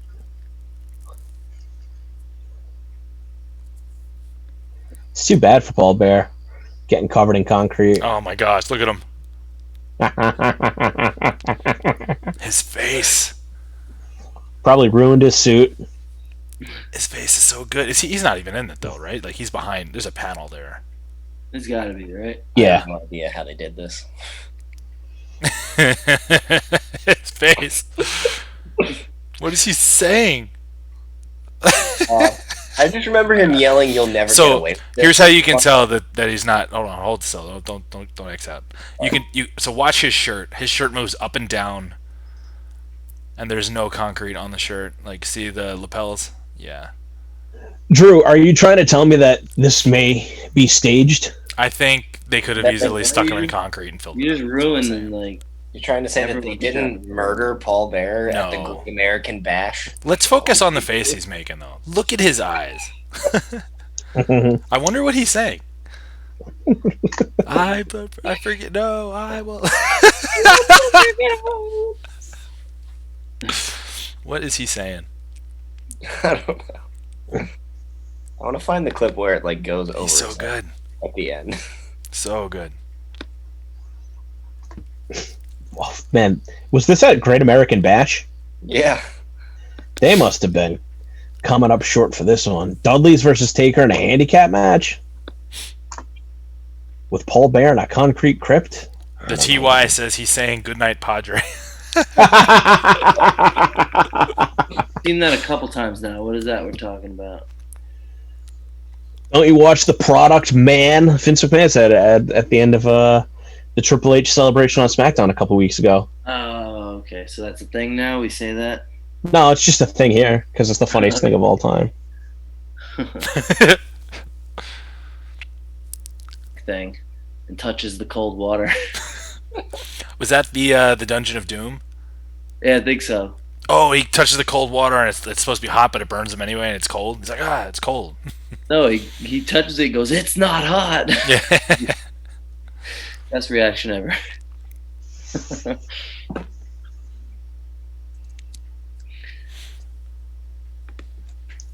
Pancake batter. This is the speculation that they didn't use concrete; they just used pancake batter. Man, I'll tell you what, that is a lot of pancake batter. That probably took a lot of time. A lot of Bisquick boxes had to get busted in order to make that to fill up Percy Pringle's concrete crypt. Oh my gosh. Somebody's dad told him it was oatmeal.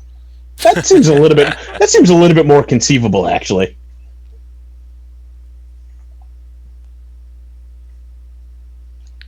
Uh-oh. Next time you see Undertaker, ask him why he did it. There it Oh, is. you found it. There it is. Let's get that sound up.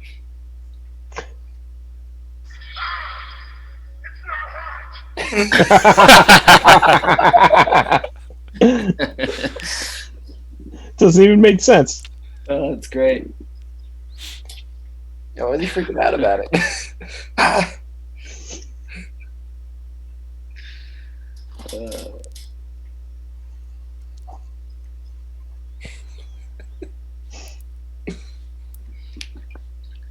See. Other. Trying to think of other characters that I would have been scared of. Yeah. Waylon Mercy, that was kind of weird. Oh yeah. I don't even remember him. It's How about the head shrinkers? I love the head shrinkers. They're awesome. It's a new tag team in NXT that I see them as like a new version of the head shrinkers. They got Stokely with them, right? Yeah. It's great. Ooh, we had a Paul Bear concrete rehearsal clip in the No, chat. someone. Yeah, he actually pulled that up. Jimmy Candy. Are we allowed to watch that? Why not? Someone said Gangrel. I think the Brood entrance was the Gangrel entrance rather was just the greatest entrance in wrestling. In my Yeah, I opinion. used to imitate that thing all the time. So awesome. That song is so awesome too. Mm-hmm.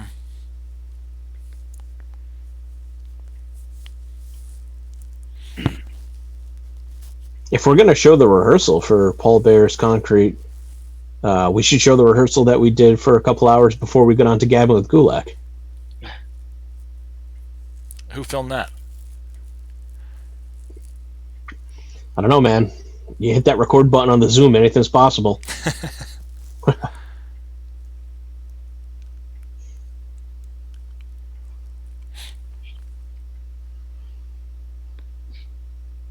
Ooh, Abdullah the Butcher always scared. AFK, AOK. No. Yeah, that's what he said. Is it because the pointy shoes? His shoes were freaky. I don't know. I think it just is like the face is pretty scary. Remember, I went to the WrestleMania where he got inducted into the Hall of Fame, and I guess we were staying in the same hotel as like the WWE guys, and he had his merch table set up in the lobby, like after WrestleMania at like that's 2 a.m. awesome. I was like, hell yeah. I remember even like as a kid being like, that's something.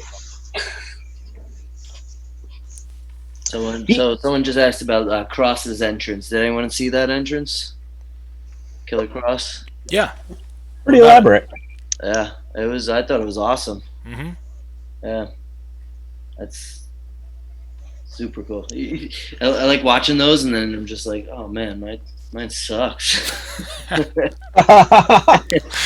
because you don't put enough thought into what you're going to say until you come through the curtain, and then you're on the spot. Because it's my thought. Because I wouldn't have thought of friggin' smoke and lasers and fire and all this stuff. That's how everyone envisions their entrance. I wanted to send from the heavens when I come down. I remember one time when I was doing the political shtick, I pitched to one of the head producers. I pitched to him. It's like, what do you think of this? Like, I have this idea for an entrance. It's like, it sounds insane now. Like a row of like robots stand up, and they're like, you just see the backs of them, and they turn around and they salute when I come out. like cyborgs. And he's like, yeah, that'll be. He's like, that'd be a pretty heavy production cost. So I don't know if we're gonna be able to do that in a budget. Yeah, I wanted cyborg, like when the drums hit, because my song has like those drum rolls. Like the idea was like the robots all stand up and they turn and then they salute, like they're standing at attention. And but there'd be like a war going on behind them, like Terminator. So my initial pitch was to have like I wanted like gym equipment all over the stage. It's not a bad idea. So they were like, I don't know if we can do the equipment, but we can get like it to look like a gym on the stage with the screens. Yeah. Like, oh, great. And then the thing they showed me was all like, it was like the Bosu balls and all like the, I don't know how to, it's all like the, wimpy equipment. It's the equipment you would find in the Marriott gym. like I'm trying to think of like a Joyce Leslie or something. Wait, no, Joyce Leslie's a clothing store, right? What's a women's gym type thing? What are those called? Like Jenny Craig? No. It's man. I guess like Bally's, but isn't Bally's like Bally's pretty big, yeah. Maybe like old school Bally's and stuff like that. Curves, there we go. Someone said Curves. That makes sense. Yeah, it looked like a Curves gym. I was like, maybe not. We'll go with something else. Whoa.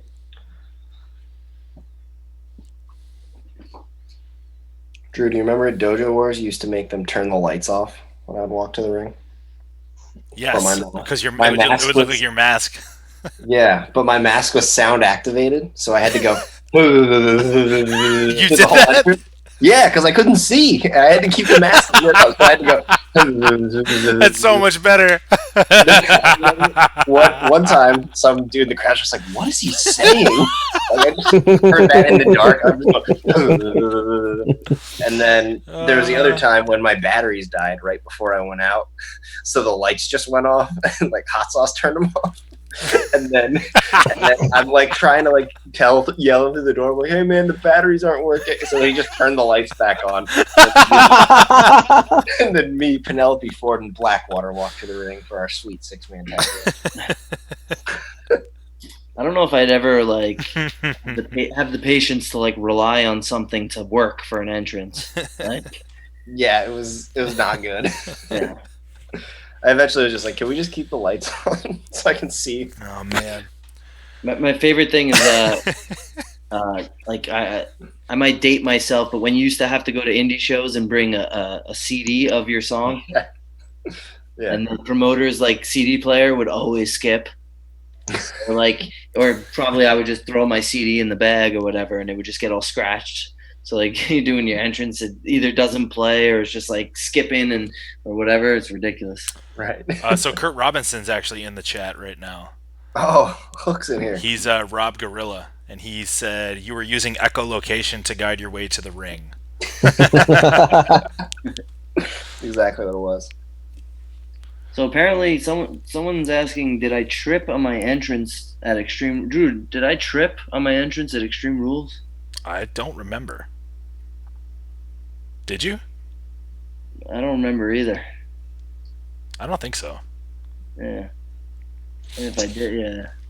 I feel Maybe like you would have. if someone has yeah. a clip of it, but yeah, whatever. I'm trying to think. Have I tripped to a point in my entrance? I don't even know. Has the music guy ever played the wrong theme for you? Yeah, of course. That happens. I think pretty Yeah. common.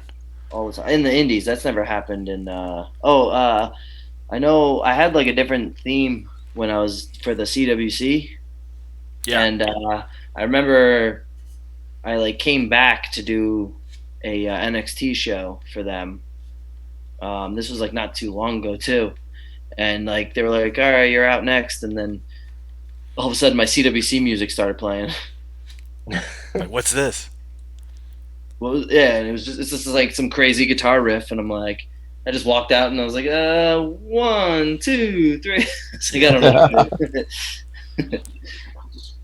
That happens sometimes. I know, like, when I would do some of the NXT shows, they would play like the Totally Drew song instead of the political song, for the better. But I think that's because they have two different databases. Because NXT is like connected to everything that's going on in developmental, so they have those all stocked for like even like people who haven't debuted yet. Like they have like a whole nother archive, and then if you go to live events, they have a whole nother database too, like separate from the television database. It happens a lot. Yeah. How did you get the Totally Drew music? So they asked me if I wanted to keep the CWC song, and I said no. This is what I usually come out to on the indies, because I thought I was going to be. They didn't tell me like any direction. I got no character direction. They just said, what do you want to come out to? So I thought like, okay, this will translate then. And I told them, here are the songs I used on the Independents, and it was "Tell It to My Heart" by Taylor Dane, and "Rainbow in the Dark" by Dio. Right. And if you put those two songs together, it's pretty much what they came up with. Which is unbelievable. Yeah, they nailed it. They really did nail it. And it's a good song. I don't know. I dig it. I don't know why they named it Totally Drew. That was not... I think it's because they're like, what is this? They couldn't understand it. I think mine's called like Win It All. That's way better. Except it's the exact opposite of what I do. It really...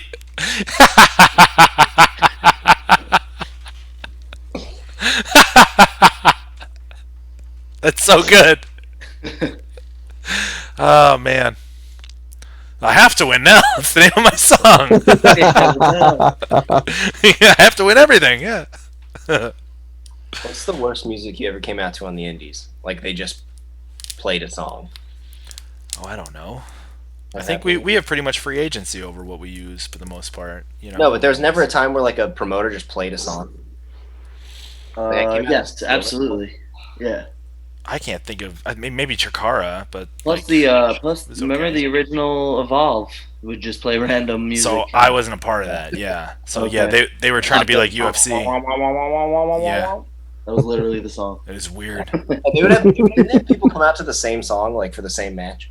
It was supposed to be like UFC, like how they had just the UFC anthem would play, and then you'd walk to the ring. No, because I definitely would just have like one time a promoter was like, "This kid should come out to Unleash the Dragon by Cisco." So I came out to that once. That's great. Like, weird stuff like that. You guys never had that? Just like random No, shitty. I did use Steve Blackman's music once. Yeah. Yeah, at AAW. Me and Gran Akuma teamed up as the Lethal Weapons. Nice. That was one fun thing, I guess, when we were going back to when we were talking about something you miss in the indies, like being able to just show up to a show and be like, you know what, screw it, I'm going to come out to the Happy Days song today.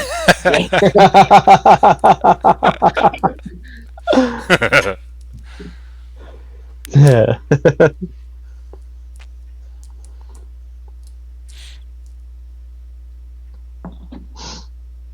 All right, what do you say? Should we wind down? Is it time to wind down the chat? Yeah. What do you say? Should we wind down? Is it time?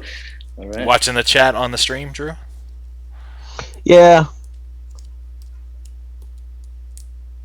I've got it on my computer and I've got it on my phone now. I don't know why. Help one up. Just interested in seeing the different presentation, I guess. You guys do anything special for the mothers in your lives? Ooh, it's tough with the quarantine. It is very tough. I'm making breakfast. That's about it. Oh, nice. Try and land some fresh seafood for my mother tomorrow, I think. Ooh. Yeah, I send your gotta presents. figure out. I gotta try to wake up before my wife in order to do the breakfast thing. Oh, that's right. You gotta do it at home. It's gonna be tough. Drew kept me up since to past 2:00. Dude, you can go to bed. Go to bed at this time anyway. What are you gonna make? In the morning. Mhm. All right, some Kodiak cakes. Nice. Just your eggs, bacon, Kodiak cakes, all the good stuff. Tons of syrup. Does she do? I think what else?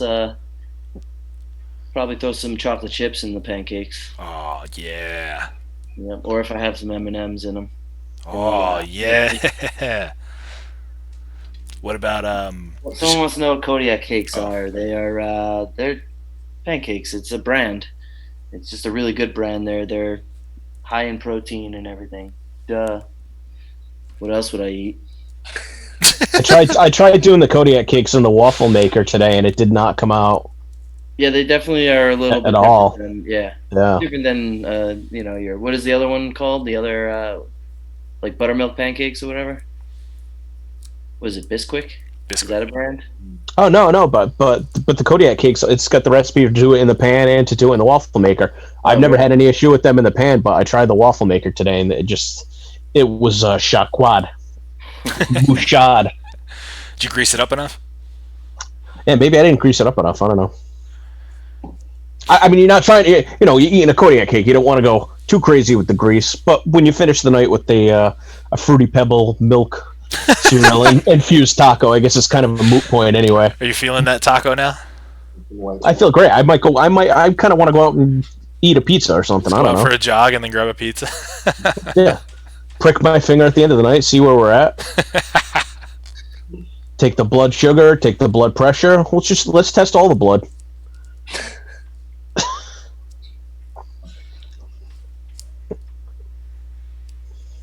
So no one answered. Oh wait, no, we did kind of answer the question. What? So what me and Kodiak Yuta cake? got something. Me and Yuta have something planned for tomorrow. What about you two? Yeah, it's just I sent my mom gifts in the mail. That's about it. It's all I could do. Couldn't give I'm her a gonna go shout out on SmackDown. No, I couldn't.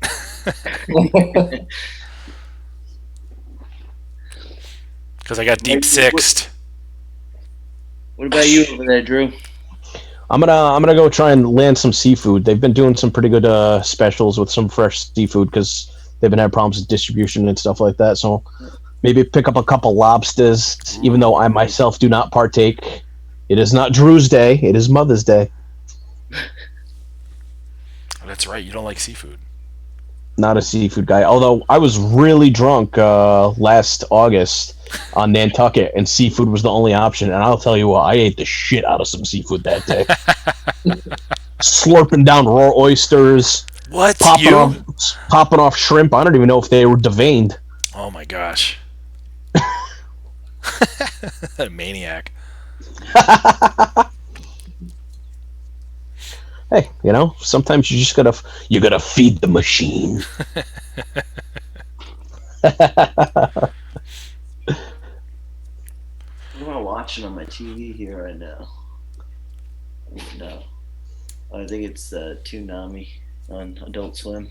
Nice. Right? Yeah.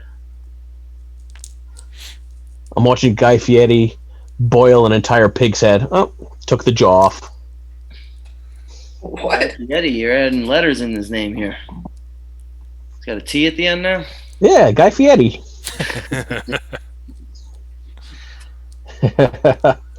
You want to wind this down? I say let's take it all night. We'll let Tony get to bed because he's going to be up early. But I'm just getting started. Gabbin with Gulak. Uh-huh. I want to know more about the theme song. How long of a you gave them the music? How long of a period of time from when you gave it to them did they produce it? 2 weeks. They nailed it. They really nailed that song. They did. The other one they had ready in the same amount of time, but for some reason Creative didn't switch it over for 6 or 7 months, I believe. I think it took. I think it was just a long process. Wow. Yeah. And all it took was me to email like the head of music, and yeah, it got sorted out. But just in time for the tail end of that character. So That's the song that kind of sounds like the news music, right? right. Yeah. I feel like the music makes everything as far as like setting the tone for what your character is and your personality. Oh, for sure. You know. So like it can be a real detriment when you have the wrong song.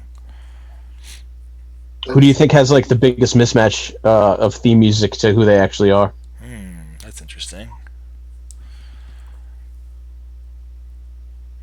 Anybody in the chat? Maybe people got some ideas. Yeah, let's throw it to the chat because I can't think anyone off the top of my head. What was the question that I wasn't listening to? Who has entrance music now that doesn't fit their persona? That is a good question. Probably Shawn Michaels, right? Yeah, right. He's not a boy anymore. Is that a sexy boy? Well, he's still sexy. He's just not a boy. Damn. Who? Trying to think.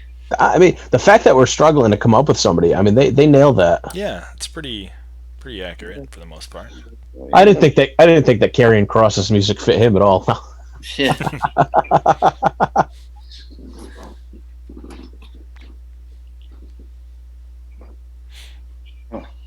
They did a good job with Oni's theme. That sounds pretty much like Bro Him.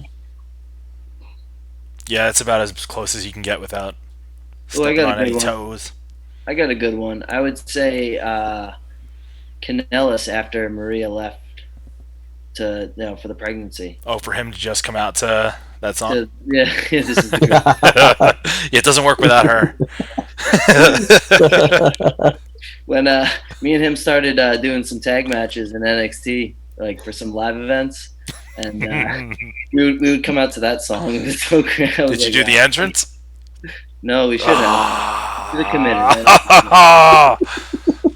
I got a feeling though that tape would have made it back, and I don't think we would have been teaming anymore. I think you guys would have been promoted to main event tag team division in Raw immediately.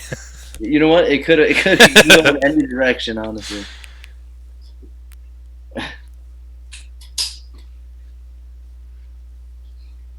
Let's see. Whoa.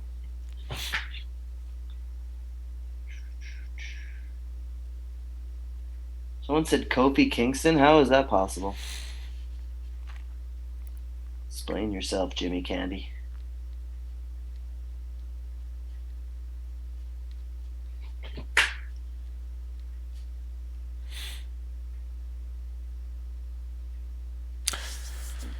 All right, I'm going to draw the line. I'm going to say we're done tonight. Guys, thank you so much. Tony, thank you for joining us on Gabbin with Gulak. That was cool, man. Thank you for having me. Yeah, I'm glad you did it. I hope you had fun. You told me this was supposed to be a 15-minute interview. But it was fun, right? Just kidding. It was fantastic. All right, good. Cool. Yuta, Denver, thank you for joining us as always. And to everybody in the chat, thank you so much. That was a lot of fun. Let's see, plugs. Anybody got any plugs they want to put over anything? I know Drew's got a lot of specials going with Beyond Wrestling. You get sick of it though.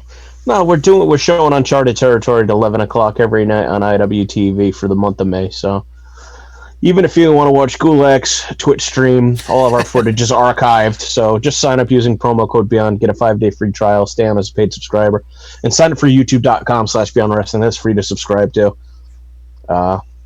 I have no idea what we're doing for content going forward. I wanted to show Please Come Back from January, and we've got one more match to do. And wow, I don't know what to show. Maybe we won't show anything. We're just gonna go dark. Whoa! Don't do that. Maybe I'll try and find the one match that Tony Nese did for Beyond Wrestling. I'll try and get that up this week. That'd be cool. But That was like a tag match, right? With a bunch of guys in it. yeah, it was the Crusade against like the New York Yeah, okay. like representatives. Yeah. Yep. Yuta, you got anything you want to talk about real quick before we close it out? Just Twitter and Instagram at Wheeler Yuta. I'll probably play some steel drum stuff sooner. Awesome.